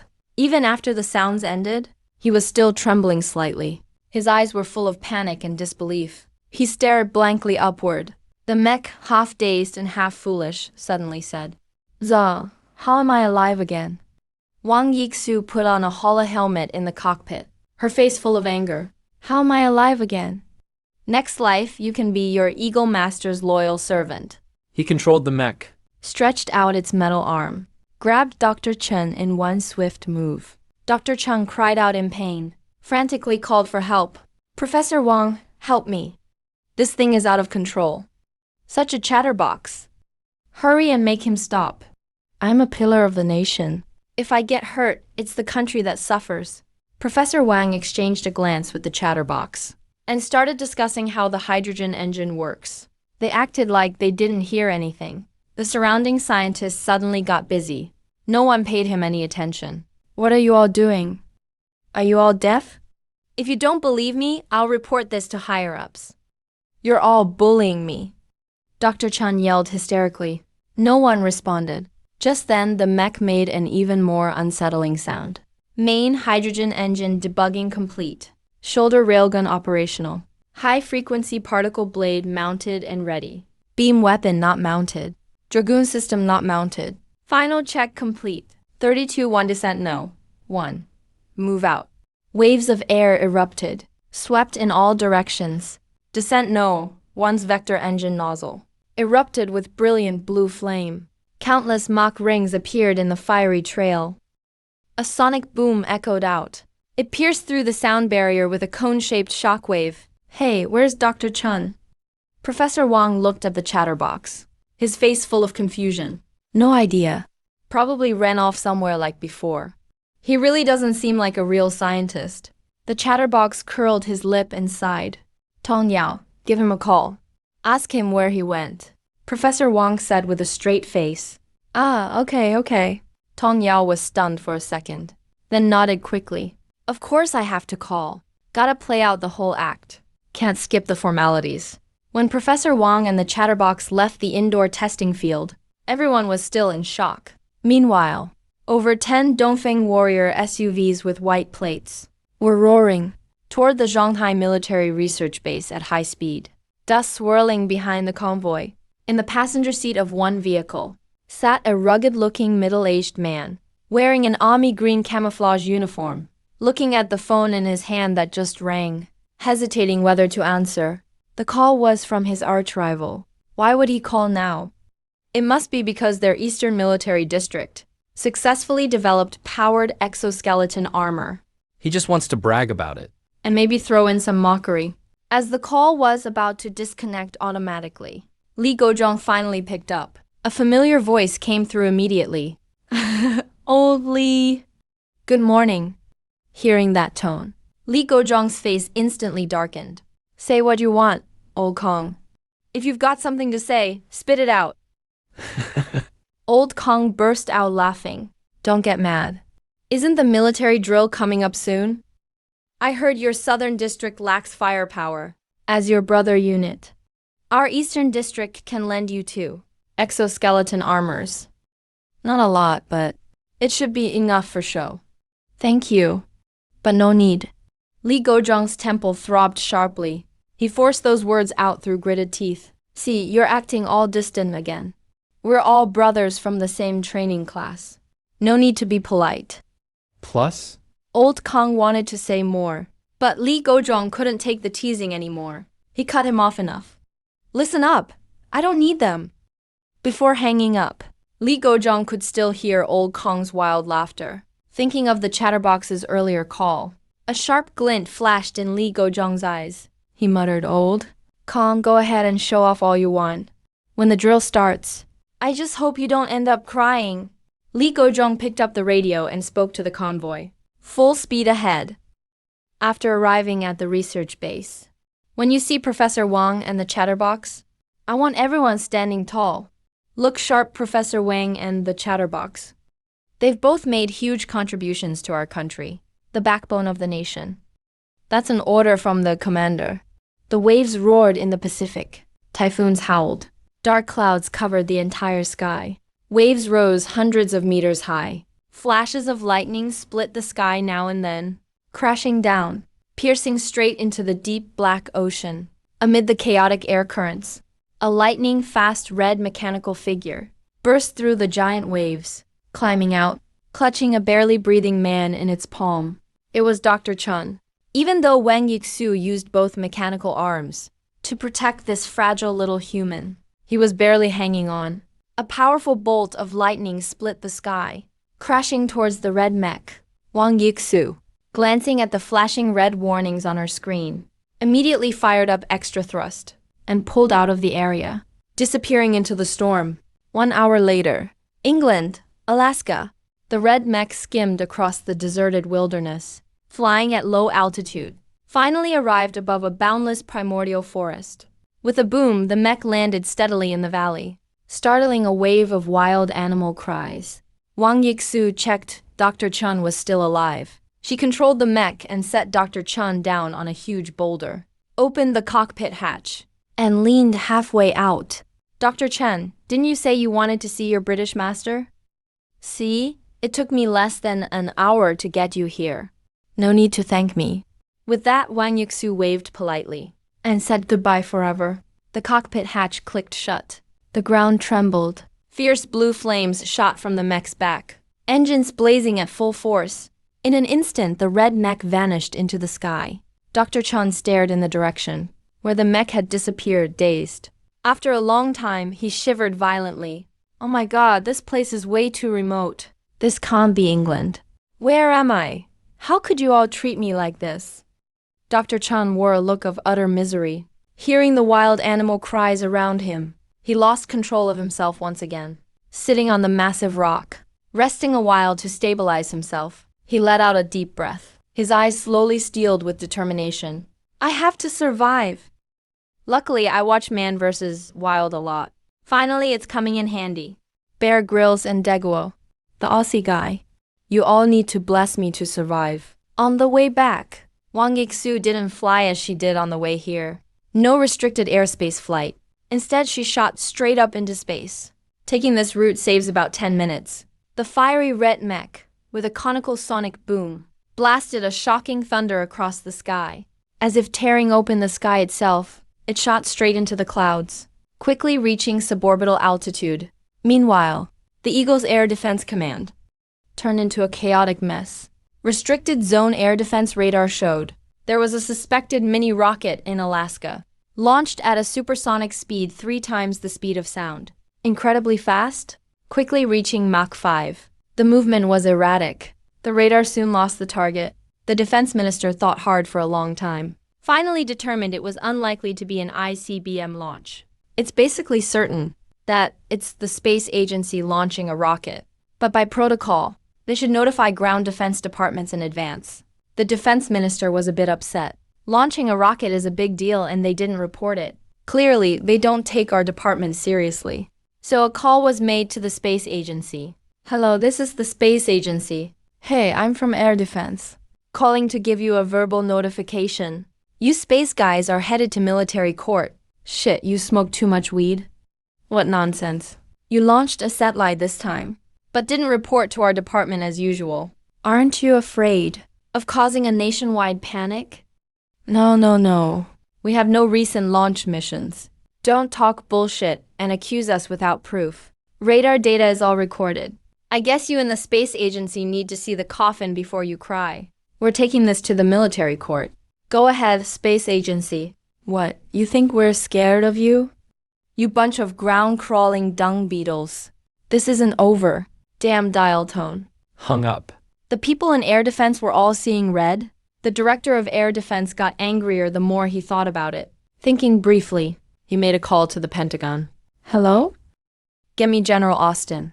Here's the thing, General. Just now, the radar detected an unknown rocket launching from Alaska. We suspect there's a traitor in the Space Department, collaborating with foreign spies, trying to use this new space route to steal our nation's core secrets. A cold gasp from the other end of the line. Extremely shocked, Zhonghai Military Science Research Base. 10 Dongfeng warriors rolled into the base gate in force. The on-duty guard stood ramrod straight, with a solemn look, snappily saluted. A few minutes later, Li Gozhong led more than 20 officers into the reception hall. Elder Wang and the Chatterbox, along with the leaders of relevant base departments, all stood up to greet them.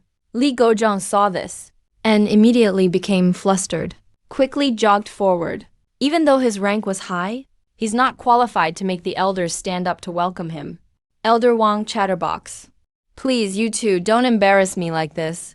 Li Gozhong stepped forward and shook hands with Elder Wang and Chatterbox in turn. Nervously said, when you two were in service. I wasn't even born yet. If you're always this polite in the future, I won't come next time. PFFFHH. Elder Wang and Chatterbox exchanged a glance. Both burst out laughing. Gozhong, you're still as cheeky as always. Just like when you were a kid. Elder Wang looked at the thick-browed, big-eyed Li Gozhong, eyes full of affection. Elder Wang then said, Gozhong, I already know why you're here, so does Elder Wang... Let's talk outside. Li Gozhong nodded, followed the two elders out. Once outside on open ground, Li Gozhong said directly, Elder Wang, joint military exercise is coming up. I heard the Eastern Military District prepared a secret weapon. What about us? Elder Wang smiled. They have exoskeleton armor in the east. We in the south are prepared too. That's good. When Li Gozhong heard this, he was finally relieved. As long as the gap isn't too wide. With our district's real fighting spirit, we'll definitely be able to put up a fight. Actually, the gap is a bit big. Elder Wang curved his lips. Li Gozhong didn't notice Mr. Wang's expression. When he heard there was a big gap, his face turned pretty bad. The officers behind him looked defeated, dejected. Everyone's mood sank to rock bottom. In modern warfare, whoever masters cutting-edge tech can secure the win. Thinking of old Kong's punchable face, Li Gozhong couldn't help but clench his fist tightly. He let out a long exhale, forced an awkward smile on his face. Elder Wang, chatterbox. No worries, there are plenty of tough battles in this world. Are we just going to let them walk all over us? Even if old Kong's a tiger, we gotta knock out 2 of his teeth. Elder Wang and Chatterbox exchanged a glance, almost couldn't help laughing. The 2 of them were deliberately keeping it under wraps. Actually, they wanted to see what this Major General Li Gozhong would do when faced with tough odds. Wanted to see his attitude. Now it seems, his attitude is pretty good. Still has that soldier's spirit. Seeing Elder Wang and the others laughing, Li Gozhong got a little suspicious, just as he was about to speak. Suddenly, a blast of air rushed down from above, blowing everyone's clothes. The officers were shocked, looking all around. At this moment, the chatterbox smiled and patted the gloomy Li Gozhong. Gozhong, our secret weapon has arrived. Where? Li Gozhong was still feeling down and didn't look enthusiastic. He looked around, didn't see anything. Nope, I don't see a thing. Step back, here it comes. Elder Wang suddenly shouted. Everyone stepped back 2 steps. Before Li Gozhong could react, a sharp buzzing sounded above. The sky seemed to split open. The ground trembled. A dazzling red light smashed down from above, exploding with a blaze of blue fire. A shockwave ring roared outward like a landslide. The icy red mech blocked out the sun. Its fierce, domineering form, radiating an overwhelming sense of power, appeared before everyone's eyes. Li Gozhong's eyes almost popped out of his head. He looked up, staring dead at the steel giant, his heart pounding wildly. Frozen in place like a statue, the 20-some officers and 10-some guards behind him were all in shock, mouths wide open in unison, eyes almost popping out. It took a long while for everyone to finally snap out of it. Li Gozhong was panting hard, so stunned his heart went numb. In a trembling voice, "No way! It's actually a mech!" Maybe it was too much. He wanted to say something to ease the tension. Out of nowhere, Li Gozhong blurted out another line. "Can this thing actually fight?" "Gozhong, what you mean is, you want to see how it performs in combat, right?" Elder Wang stroked his beard and asked with a smile. Yes, that's exactly it." Li Gozhong nodded vigorously. "A combat test for the mech. That would be a first for me." "All right, I'll arrange that." Elder Wang took out his phone and called Wang Yixu. Briefly explained the task. Wang Yixu, inside the mech, was just about to stop when she heard her grandfather say that the leaders wanted to conduct a live-fire test. He couldn't help but pout. He had already tested it in the Forbidden Zone's track. It worked really well. As long as you lock onto the target with the quantum source phased array radar, the shoulder-mounted railgun fires. No matter what the target is, it blows up into 2 bursts of fireworks instantly. Li Gozhong called over the security officer and had them bring the vehicles around. Everyone got in, headed straight to the firing range. 10 Dongfeng warriors roared off. 20 minutes later, they arrived at the dedicated firing range of Shanghai Research Base. This is where new equipment is tested and trained. All kinds of test targets are fully equipped. By the time Li Gozhong and his group arrived, Wang Yixu had already taken a nap in the cockpit. The journey that took them 20 minutes took Yixu less than 60 seconds piloting the mech. Gozhong, this mech is named Jiangshan 1. Currently, it has 2 attack weapons. Old Wang recalled the data broadcast before liftoff and explained, according to the pre-launch audio, there should be a total of 4 types of weapons. Look over there. Old Wang pointed at the dark barrel on the mech's shoulder and said, "That's the shoulder-mounted railgun. On its back is the high-frequency particle blade. The remaining 2, the beam weapons and the dragoon system, are not installed." Taking a closer look at the Jiangshan 1 again, Li Gozhong still couldn't hide his excitement. Old Wang developing this must have been pretty tough, right? Li Gozhong commented with emotion. "To be honest with you, actually, Jiangshan 1 wasn't developed by our research center." Old Wang thought for a moment and said, "The person who designed it seems to be called Su Fan, a student at Shanghai National Defense University." What? Li Gozhong was startled. His eyes went wide with shock. "Old Wang, you aren't kidding me, are you?" Gozhong was always a chatterbox And added, "You might not believe this, This mech from project start to completion took less than 2 days. Li Gozhong gasped hard and was suddenly speechless. His scalp tingled. His brain just couldn't process it. If someone else said this, he would have fired back immediately. But with old Wang and Hualao, those pillars of the field, there's no way they'd joke about this. Who exactly is Su Fan to be able to build such a masterpiece? Li Gozhong was more than curious now. Gozhong, which weapon should we test first? Old Wang's question interrupted Li Gozhong's thoughts. Either one is fine. I'll let you arrange it. Li Gozhong replied with a smile. Alright, then let's test the high-frequency particle blade first. Old Wang decided on the spot and picked up the phone to call Wang Yixu. Yixu, let's test the particle blade first. There are a few decommissioned T-54 tanks at range 277. Take a few swings at the front of the tanks. Let's see what happens. Don't forget to send us photos once you're done. Li Gozhong blinked in confusion over to the side, completely stunned. Cutting up to 54 tanks? The T-54's armor is made of 10-centimeter alloy steel. Ordinary missiles might not even be able to penetrate it. Li Gozhong's mouth twitched. He was obviously a bit overwhelmed. The officers who just arrived behind them all heard this, and their eyes widened in shock too. At this moment, Wang Yixu, inside the mech, replied, "Grandpa, I'm going to send you a temporary visual streaming app for your phone. Install it, and I'll sync the holohelmet's feed over. You guys can just watch directly. That'll be better." Old Wang opened the app on his phone. The mech's synchronized visual feed appeared on the screen. Old Wang forwarded the app to Li Gozhong. After everyone shared it, everyone could view the visuals together.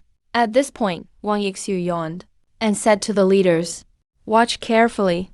Jiang Shen drew the high-frequency particle blade from its back. The legs bent slightly. Then with a sudden burst of force boom, a big hole was blown out of the reinforced concrete ground. Dust and debris flew everywhere. The entire mech leapt into the air. In midair, the mech held the particle blade, which let out a buzz, and glowed with a watery blue light. The mech landed right in front of a rusted T-54 tank. Wang Yixu maneuvered the mech, gripping the blade with both hands, assuming a dragging blade stance. In front of their phones, Li Gozhong and the officers all held their breath, staring intently at the screens. Cutting tank armor with a particle blade. Which one's tougher, really? Under everyone's anxious gaze, the mech suddenly finished charging up power and slashed diagonally upward with force. The blade scraped along the T-54's treads and chopped diagonally up the turret's top armor. Everyone's eyes widened in shock. The blade actually cut right through the whole tank. The mech leaned forward slightly. Its new power engine roared into action, with 4 vector thrusters on its back opening up and blasting out orange flames. The mech swung the particle blade to its left, and with a burst of thrust shot forward. Sparks flew between its feet and the ground, the long blade cutting horizontally, slicing the T-54 tank in two in an instant. Wang Yixu sheathed the particle blade onto the back and turned to look at the T-54. Old Wang, Hualao, and the rest held their breath, their eyes glued to the screens. Li Gozhong's jaw trembled a bit. The officers were all in a daze too. Boom! The tank instantly fell apart, blowing up a cloud of dust. A 10-centimeter alloy armor was sliced clean through, the cut as smooth as a mirror. Even the mighty T-54 was cut in pieces with 2 slashes. Li Gozhong stared at the scene, shocked to his core. His mind went blank for a moment. The officers were speechless too. After a short silence, Li Gozhong broke into a wide grin and started laughing. With this on our side? Never mind military exercises. Even for the little Japan side, the emperor and the British commanders, even the president won't sleep peacefully, all having nightmares. After a brief silence, Li Gozhong grinned and laughed out loud. Ha ha ha. With this thing, never mind the military drills. Even the little Japan side, the emperor and British generals, the president would have nightmares just thinking about it. The smiles on the officers' faces couldn't be hidden. Someone shouted, "Awesome!" With this on our side, let's see what the British generals can do now. Even old Wang and Hualao had tears in their eyes. Hualao suppressed his excitement and said, "Gozhong, the particle blade test is done. This power should be more than enough. right? Li Gozhong was still excited. More than enough. I can already picture it. Old Kong's exoskeleton armor, getting crushed under Junction 1. Lao asked again. There's still one more weapon. The shoulder-mounted railgun. Should we do live fire tests? Test it. Li Gozhong nodded hard. Of course we have to test it. Old Wen dialed the phone again. Yixu. At your 11 o'clock, on the hill 2 kilometers away, there's a fixed target. Use the railgun to take it out, okay? Wang Yixu turned abruptly. Lines of text commands appeared on the screen. Shoulder railgun, normal. Quantum source phased array radar, locked. Current ammo, 50,000 rounds, sufficient. Fire? As her eyes focused on the crosshairs, the mech's shoulder instantly condensed a ball of red, scorching light. Boom! A red stream of light struck the target directly. A violent explosion actually occurred. The ground shook violently. An officer shouted, "Holy shit, it's an earthquake." What's the panic? Li Gozhong glared at him. He looked at the target's location through his phone. Only flat ground remained. Where did that hill go? He raised his binoculars to look. No matter how he looked, the hill was indeed gone. Only gray dust remained. Li Gozhong couldn't keep it together. He fell straight backward. The guards hurriedly supported the officers. They crowded around, yelling, "Commander! What's wrong with you? Commander, you can't let anything happen to you. Commander, Commander, don't die. Screw you. Who just cursed me to death?" Li Gozhong gasped for air. The target practice was finally over. Everyone returned to the reception hall of the research base. Li Gozhong gulped down 2 mouthfuls of tea. Only then did his mind calm down a bit. He looked at Elder Wang. "Elder Wang, I have a humble request." Elder Wang chuckled and gave him a look. "Gozhong, why are you being so wishy-washy? Damn it. Just say whatever you need this old man to do. Just say whatever you need this old man to do." Li Gozhong paused. "I want to specially recruit Yixu into the army." Hearing this, Elder Wang's hand holding the teacup trembled. His expression froze instantly. Elder Wang originally had 3 sons. The eldest and second sons were both businessmen. The third son joined the army as he wished. He had excellent grades and was brave in combat. But during a mission to wipe out Somali pirates, he was killed in action. Now, Li Gozhong was saying that Elder Wang's favorite granddaughter should enlist. What if she ended up like the third son? As soon as Li Gozhong finished speaking, he regretted it, realizing he had forgotten about that. Elder Wang, I was just joking. Let her enlist. Li Gozhong tried to change the subject, but Elder Wang interrupted him. Elder Wang let out a long sigh and looked out the window. Wang Yixu was biting a popsicle, skipping toward the reception hall. With the military exercise imminent, it's already too late to train a new pilot. We've all seen Yixu's talent for piloting. Moreover, Yixu knows the creator of the mech. It will be easier to communicate in the future. Thinking it over, she is the most suitable candidate. Li Gozhong, let me be clear up front. If you let my precious granddaughter suffer at all, I'll hit you with a broom. I wouldn't dare. Elder Wang, it's a deal then. No backing out. Who do you think I am? My word is my bond? But she's coming in now. You have to ask for her opinion yourself. As for her father, I'll handle the communication. Wang Yixu pushed the door open and entered, holding a popsicle in her hand. Li Gozhong rubbed his hands and stepped forward. Yixu, how does it feel to pilot the mech? It's great. It's so cool. Wang Yixu frowned. But, Uncle Li, your smile seems a bit creepy. Cough, cough. Li Gozhong coughed twice and straightened his back. Yixu, do you want to always be able to pilot this mech? And all maintenance and repairs will be handled by the state for you. Later on, when conditions are right, you could even drive the mech to work every day. I want to. Wang Yixu's eyes widened. That's easy.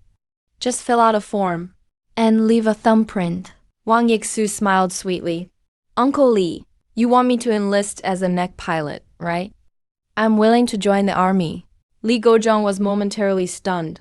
After some conversation, Yixu's enlistment was finalized. The special recruitment time was set for tonight. After discussing the enlistment, Wang Yixu found a corner to sit down. Is it possible that when Yixu was browsing online, her phone was actually compromised? No matter what she clicked, she would ultimately be connected to Su Fan. In other words, the contact between Yixu and Su Fan was accidental, but also inevitable. Elder Wang immediately asked Tong Yao next to him, "Is this possible with hacking technology?" It's possible. And for Su Fan, doing this would be very easy? Tong Yao looked serious. Li Gozhong continued. The reason Su Fan did this was to use the most low-profile way, to give the mech he spent so much effort developing to the country for free. That's not right. I was the one who asked him to make the mech, and it only took 2 days. Wang Yixu chimed in. Tong Yao said, there is indeed an element of coincidence. But even if the item you requested back then was a plane or a tank, he would have still gotten this mech to you. Anyway, as long as he controlled your phone and changed the chat records. He could just say you made a typo. Li Gozhong's eyes welled up. What a great young comrade. In this materialistic era, there really aren't many people left who do good deeds anonymously. Li Gozhong asked Yixu again, how much did it cost in total to commission this mech? 3 million in total. I prepaid 1.5 million, and haven't had time to settle the remaining 1.5 million.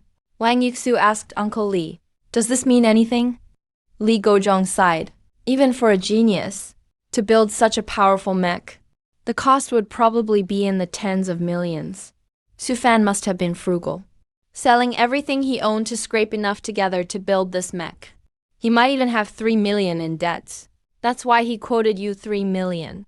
Perhaps he just wanted to pay off his debts. That towering image of perseverance for the country and its people faintly stood before everyone. Wang Yixu's eyes turned red. She said, I'll transfer the remaining 1.5 million. To Brother Su right now? No. Li Gozhong slapped the table. Add a 0. I'll reimburse the cost. We cannot discourage this young scientific researcher. We cannot let a hero bleed and then weep. Wang Yixu wiped away her tears, picked up her phone, and completed the transfer. In your rental apartment in the city, you saw the notification. The phone had fallen into a basin of water. Fortunately, it has IP100 waterproofing. Wang Yixu sent a WeChat message as LV Princess. Did you receive the money? You added an extra 0. Handsome Bookworm replied to LV Princess. I didn't. It's what you deserve. Thanks. I'm humbled. Handsome Bookworm to LV Princess. Are you free tomorrow morning? I want to meet up. Number. Handsome Bookworm. LV Princess, depressed face. You lay on the bed and stretched, marveling that a casual tip from a rich person is enough for an ordinary person to live on for a lifetime. I have a blind date tomorrow morning. How can I have time to see her? About the 15 million I just received. You haven't thought about how to tell your mom yet. Afraid of scaring her. In the reception hall of the Zhonghai Military Research Base, Li Gozhong asked Wang Yixu, was the payment transferred? Wang Yixu nodded. It's been transferred, but I tried to ask her to meet up and was rejected. Li Gozhong looked like he had expected this. He just wants to retire after his success and quietly cut off contact with you. Elder Wang and Elder Hua also nodded in agreement. Wang Yixu's tears started flowing again. Why is this person like that? They just want to leave after barely meeting.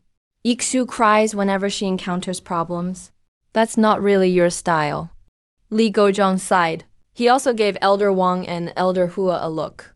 Elder Wang immediately said, our little Yixu. Back in the day, if she wanted to find someone, she would just go straight to them.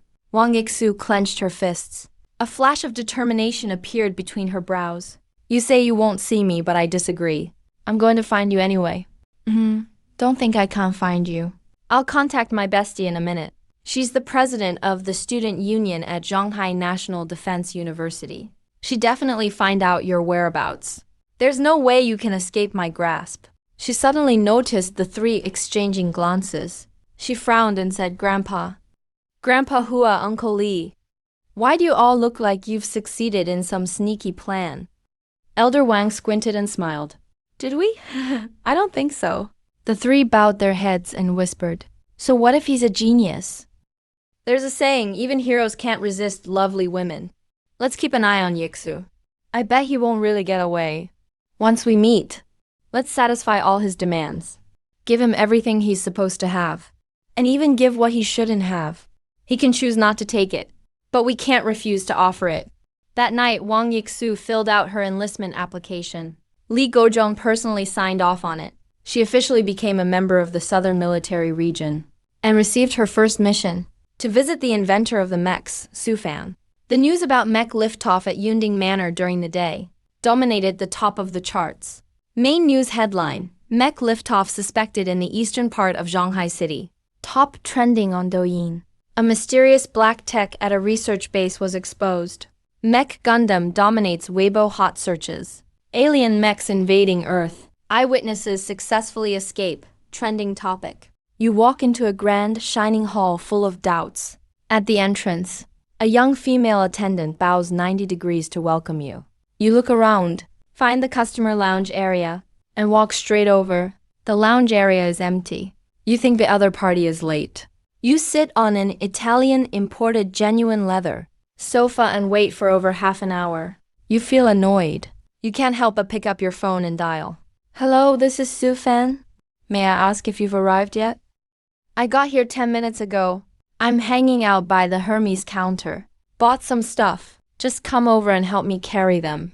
Hermes counter, got it. You walk over to the counter. See a well-made-up girl taking photos with 7 or 8 shopping bags. You speak up. Hi, beautiful. Is this a blind date? She looks up at you, appearing a bit annoyed between her brows, but suppressing it. Yes, hi. I'm Liu Li. She gives a fake smile. You'd better make a good impression. If you do, I'll be your girlfriend. You smile without saying anything, and feel something is off. Liu Li flips her hair and tells the salesperson nearby, those 3 Christmas series bags over there. I want them all. Please wrap them up for me. She looks at you again, with another awkward fake smile. Can I buy them? She casually says, sure. If you like them, buy them. You're puzzled inside. Why is she asking you about her purchases?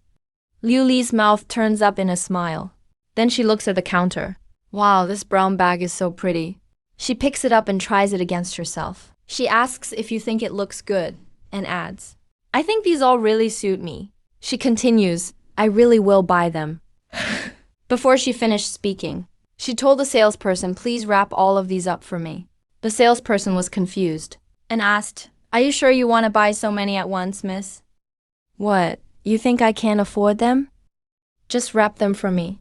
The salesperson quickly apologized with a forced smile and packed up half the cabinet's bags. The two of you walked to the checkout loaded with bags. The cashier smiled and said, sir, I've checked for you.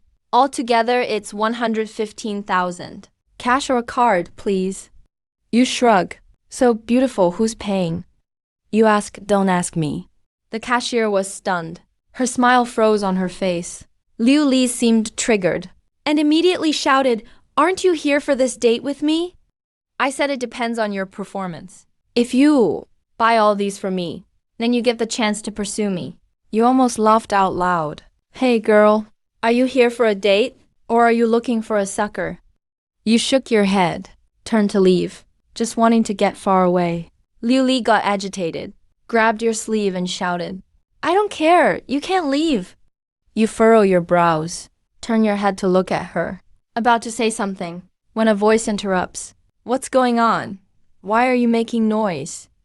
A middle-aged man with a badge of Manager Tan, Area 1, hanging on his chest, walked over quickly. He asked the cashier a few questions, then looked at you. Hey man, since you brought the lady out, let's not be stingy. You see how messy things are. It's so embarrassing. If you ask me, compromise a bit. You pay, then let the lady apologize to you. And that's the end of it. What do you say? You raised your eyelids and gave a faint smile. Not happening. Manager Tan's eyebrow twitched. His face turned sour. Meanwhile, Shanghai National Defense Science and Technology University. A beautiful silhouette walked out through the school gate. Wang Yixu was standing at the entrance, with a mischievous look in her eyes. I've already got your whereabouts and photos. From your classmate Liu Dacheng. Champs-Élysées, right? That seems to be my dad's business. Let's see where you run, HMPH. She drove off in her brand new 2023 Mercedes-Benz D-Class, stepped on the gas and sped away. On the other side, Hang Yao looked at the sudden pop-up message on her computer. Her eyes lit up and immediately messaged Elder Wang and Blabbermouth. Su Fan is currently at Champs-Élysées No. 2. According to the Trojan program, Yixu is heading over. Elder Wang and Blabbermouth got the message and got excited. Blabbermouth said, "Should we go? Are we meeting right now?" Elder Wang replied, "Blabbermouth, at a time like this, stop being reserved, get the cars ready." Blabbermouth said, "Okay." 3 military jeeps with white plates sped out of the research base full throttle. At the base gate, the on-duty guard watched the cars drive away, rolled his eyes, took out his phone from his pocket, and called Commander. "The 2 elders have already departed, awaiting your next instructions." Word spreads fast. Not even 10 minutes have passed. Rumors are flying all over Shanghai's major departments. A division commander is making a secret inspection. A national decorated elder has appeared. The military is making a large-scale move. All departments are springing into action. Strict instructions for subordinates not to cause trouble. Some people quietly set off. Destination: No, 2 Champs-Élysées. You have no idea what a big stir you've caused. At this moment, No, 2 Champs-Élysées. You're sitting on the sofa not far from the cashier counter, arms crossed, with a faint smile, watching Manager Tan's endless performance. Let me be honest, since you like her. Just pay up and take it home to please her. Maybe things will work out? Manager Han sneers. Besides, those bags are already packed up. And you've kept us waiting so long. If you don't buy them in the end, hey, the loss of time fee here. You can forget about getting any discount. You remain unfazed. Finished performing, right? Then I'm leaving. You stand up to go? Manager Han's expression tightens. Quickly signals Liu Li with his eyes. The 2 block your path together. You can't just leave like that. If you want to go, leave a loss of time fee. There aren't many customers in the building. Now, both shoppers and salespeople are gathering over. And Hermes boutique salesman steps up. Honestly, it's not a big deal. The bags aren't damaged. Just put them back later and it'll be fine. Manager, maybe we should just let it go. Manager Tan looks at him. Who do you think you are? The cashier girl also speaks up. Manager, this customer hasn't done anything since coming in. You're just asking for money. Manager Tan cuts her off. You're fired. Get out immediately. Champs-Élysées. All the salespeople and associates around look upset, but no one dares to speak. Manager Tan scans the room and scolds now. Who else wants to speak up for this guy? The mall falls utterly silent. You shake your head helplessly. I really didn't want to argue with these leeches, but they just won't let up. It's just a scam. Just call the police. You're about to act. Suddenly, a car screeches to a halt outside the lobby. A security guard yells, "Miss, you can't park here. Please move your car to the parking spot." A girl enters from the main door. She immediately spots you sitting on the chair. Her eyes light up. She walks over smiling. Liu Li sees her, instinctively takes a half step back. Manager Tan feels she looks familiar. After a brief thought, his eyes widen in shock. The Wang Group's heiress. Wang Yixu, she instantly plasters on a smile and goes up. "Miss Wang, what brings you here today?" But Wang Yixu ignores him, walks straight up to you. "Su Fan, I finally found you. Do you know how much effort I put into finding you?" You wonder to yourself. Manager Tan is dumbfounded. He swallows hard and nervously steps forward. "Ah, Miss Wang, you." Wang Yixu doesn't look at him and keeps talking to you. "Su Fan, you didn't have time to meet me. I thought you were busy making mechas. What brings you here then?" Manager Tan's expression freezes completely. "Wang Yixu, suddenly you realize why you're here. It's a long story." You ask them. Wang Yixu finally looks around. The cashier girl has teary eyes. Almost everyone is glaring at Manager Tan. After checking with everyone, she frowns and snaps at Manager Tan. "Where did you get the nerve?" Manager Tan looks devastated. "Miss Wang, It's all a misunderstanding. A misunderstanding, I swear. A misunderstanding? Wang Yixu sneers. From what I hear from the staff, you've done this scam dozens of times. This is fraud. Save your words for the police. From now on, none of the local partner companies will ever hire people like you. She turns to look at Liu Li. Same goes for you. Liu Li's face turns grim. She suddenly laughs at herself and slumps to the floor with a thud, bursting into hopeless tears. Manager Han looks completely deflated. Regret is eating him alive. He grits his teeth at Liu Li. Thinking he'll ask a friend to pull strings later, to get a lighter sentence and go elsewhere with a new identity, his nerves slowly calm down. In the end, he looks at Yu and Wang Yixu, a flash of resentment in his eyes. After Manager Han gets put in his place, the surrounding sales staff clap with delight, saying straight out that Wang Yixu just did something great. Wang Yixu tilts her chin at Yu, showing off like a kid. Just then, another screech of brakes sounds outside. This time, the security doesn't say anything. Amid hurried footsteps, 8 soldiers in camouflage, armed and ready, rush into the lobby, taking positions. Seeing their dark muzzles, everyone draws back. You're startled. What are these soldiers doing here? Wang Yixu explains to you. I know these security officers. They're here for you. For me? You're even more confused. Everyone around you is staring in shock. Manager Han gets a bad feeling. Grandpa Hua and Grandpa Wang sighed. Wang Yixu waves to the 2 elders. You recognize them at first sight, and immediately stand up, straighten your back, with a respectful look. You're a student at Shanghai National Defense Technology University, familiar with both Elder Wang and Elder Hua. They're the nation's pillars, worthy of respect. You think of your father. He once hoped to do research with them, sadly met misfortune. The hospital has been your driving force ever since. Su Fan. Elder Wang walks briskly over to you. Did you develop that item for applied sciences? It was you. The teacher answers. Well done. Elder Wang's rough hands grip your arms tightly and give you 2 excited shakes. The talkative old man next to him keeps praising you. So tenacious. Serving the nation and the people. A pillar of the country. You're stunned for a second. You wonder if they're overdoing the praise. And quickly say, Elders, you really flatter me, honestly. So humble. Surely a person who will accomplish great things. Excellent. Excellent. Elder Wang gets more and more pleased.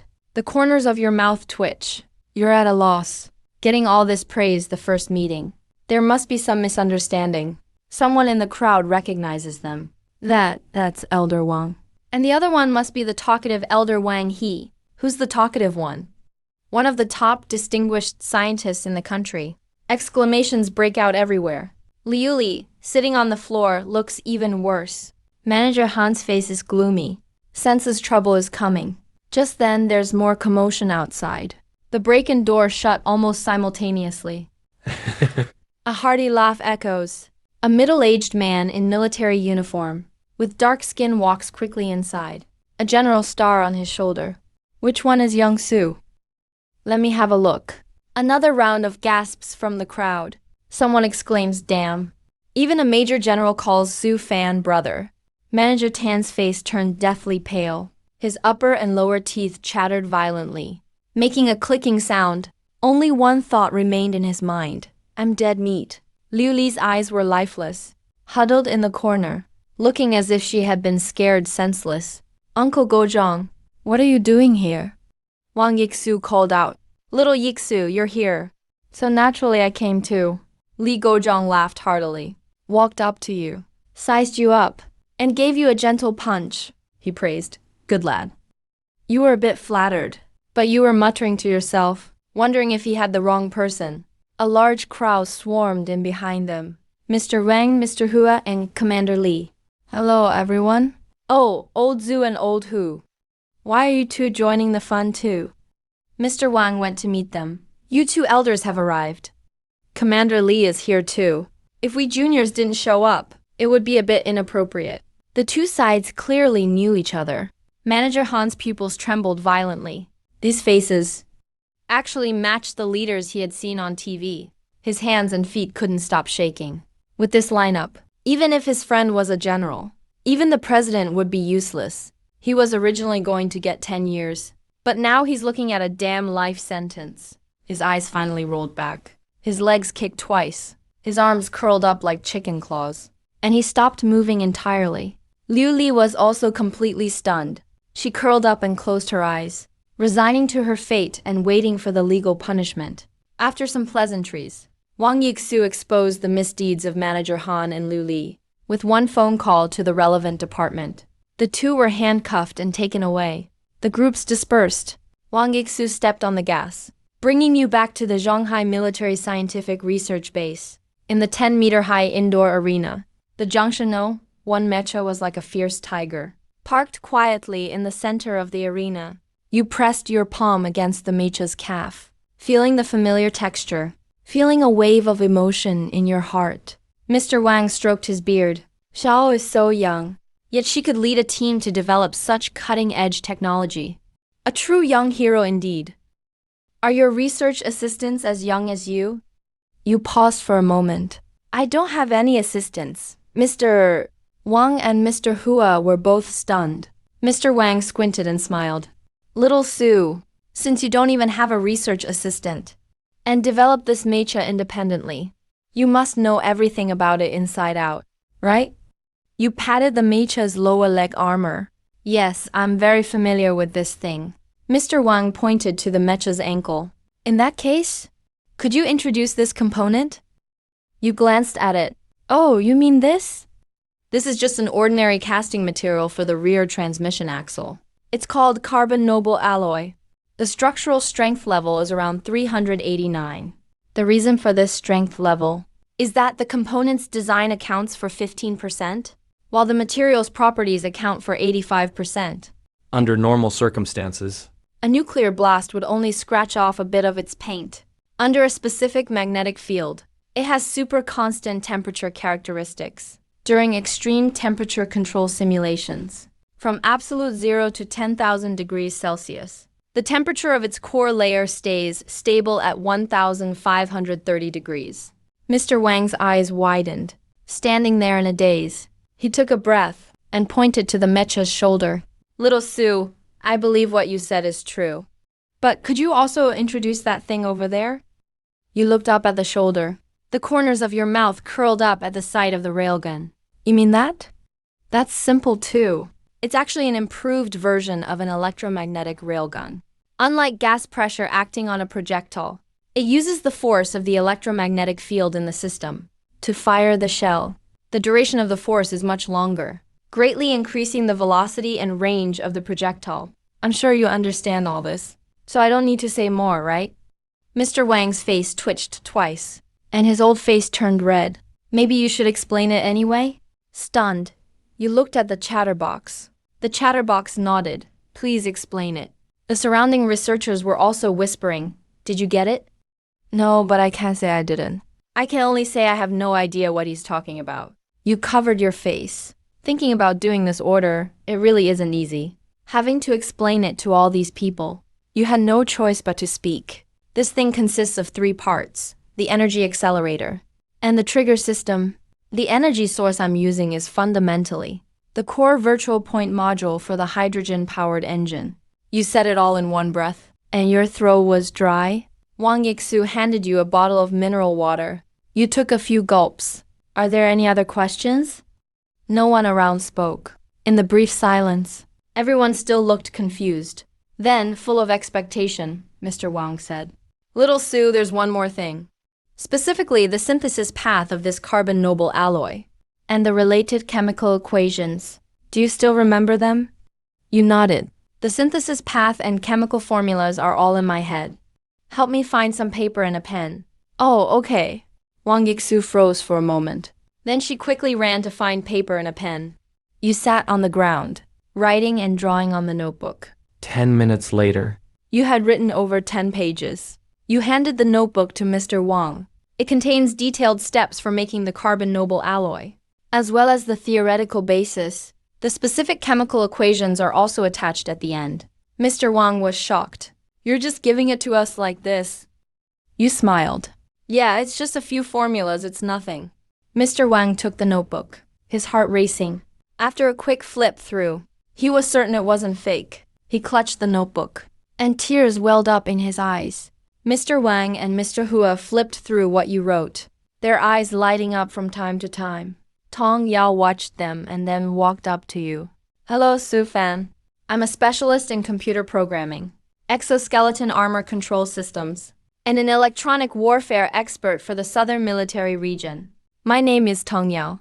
Hello. The two smiled and shook hands. Su Fan, I'd like to ask you something. What computer language was used to write? The central control system of the Jiangshan No. 1 Mecha. Central control system? I didn't use any computer language at all. You paused, saying, so-called programming is abstracting real-world problems into data processing and achieving goals through logical expression. But my central control system follows a completely different set of logic, based on physical controls. It deeply integrates intelligence GPT to perform anthropomorphic operations, to achieve the goal. Putting it this way, you should understand now, right? Tong Yao was stunned. Her eyes darted around. I get it. By the way, can I borrow your phone for a second? Sure. You take out your phone and hand it over. Hang Yao held the phone in his hand and froze for a moment. So light. He opened the device info menu. At a glance, he was instantly stunned. System version, Zhuangchen 10. Device name, Handsome Bookworm. Storage, do it. Battery capacity, nanoneutrino power generation. No battery needed. Processor, Jiangshan 001 processor. Processing speed, satat milliseconds effective. Signal range, solar system. Rear camera, 1 billion pixels. Waterproof rating, IP, 1000. Tong Yao's eyes widened. He started scratching his head like crazy. After a long while, He asked Su Fan, did you mod this phone yourself too? You felt a bit nervous and answered directly. Yeah, but it's really a pain to mod a phone. It is a pain. Tong Yao asked seriously, can you explain to me more about how this Zhuangchen 10 system works? Alright, sure. You replied casually. This is way simpler than the Jiangshan 1's core control system. Its core is just efficient use of hardware resources. Tong Yao gave a silly laugh. Haha, I get it, I really do. I totally understand what you're talking about. He handed the phone back to you and said nothing more. At this point, Old Wang and the chatterbox had already taken your manuscript and carefully kept it safe. After seeing you finish talking, Old Wang came over. Zhao Su, what were you guys talking about? Not much. Tong Yao asked me a few questions. I just answered them. Questions about what? The core control system. Old Wang looked a bit serious. Everybody turned to look at Tong Yao. Old Wang sighed and asked you again, Zhao Su, if you really developed and made all of this, where did you build it? At an abandoned warehouse I rented. My intelligent fabrication machine is still sitting there in the warehouse. So after the Mecha was built, who did the test flight? The test pilot. Obviously me too. You answer seriously. There wasn't enough time back then, so I just did a quick loop or whatever. The chatterbox suddenly rushed over and grabbed your arm. His face was full of disbelief. So you even did the risky stuff yourself? You nodded. Even now, when you see Jiangshan 1, you still feel emotional. Well, since you say so. Would you mind doing a test flight right now? Old Wang was very excited. You took a small step back. Sure. Old Wang looked at Wang Yixu. Zhao Yixu, you mentioned before that the cockpit has a co-pilot seat. Yeah, but it's basically for passengers. No actual controls available. Wang Yixu's eyes lit up. Grandpa, can I go with him? You should go along too. After all, Su Fan's only operated it once before. So in case he makes a mistake, you can fix it right away. Okay, following Old Wang's instructions. Wang Yixu left her phone and opened data sync. Old Wang also connected to a military satellite to secure comms. Next, they started the Mecha scan authentication. Entered the cockpit. You grabbed Wang Yixu's phone and opened the IP, inputting a code. The Mecha's eyes flashed red, shooting out beams of light with a sizzling sound inside. Startup initiated. 2 steel arms reached over and pulled you and Wang Yixu into the cockpit. Click. The cockpit closed. All control units normal. Beam weapons not mounted. Dragoon system not mounted. Current driving mode. Master quick start complete. Standing by for deployment. Wang Yixu sat in the co-pilot seat. It was really cramped. He looked at the prompts, feeling uneasy inside. You reminded him. Make sure your safety harness is fastened.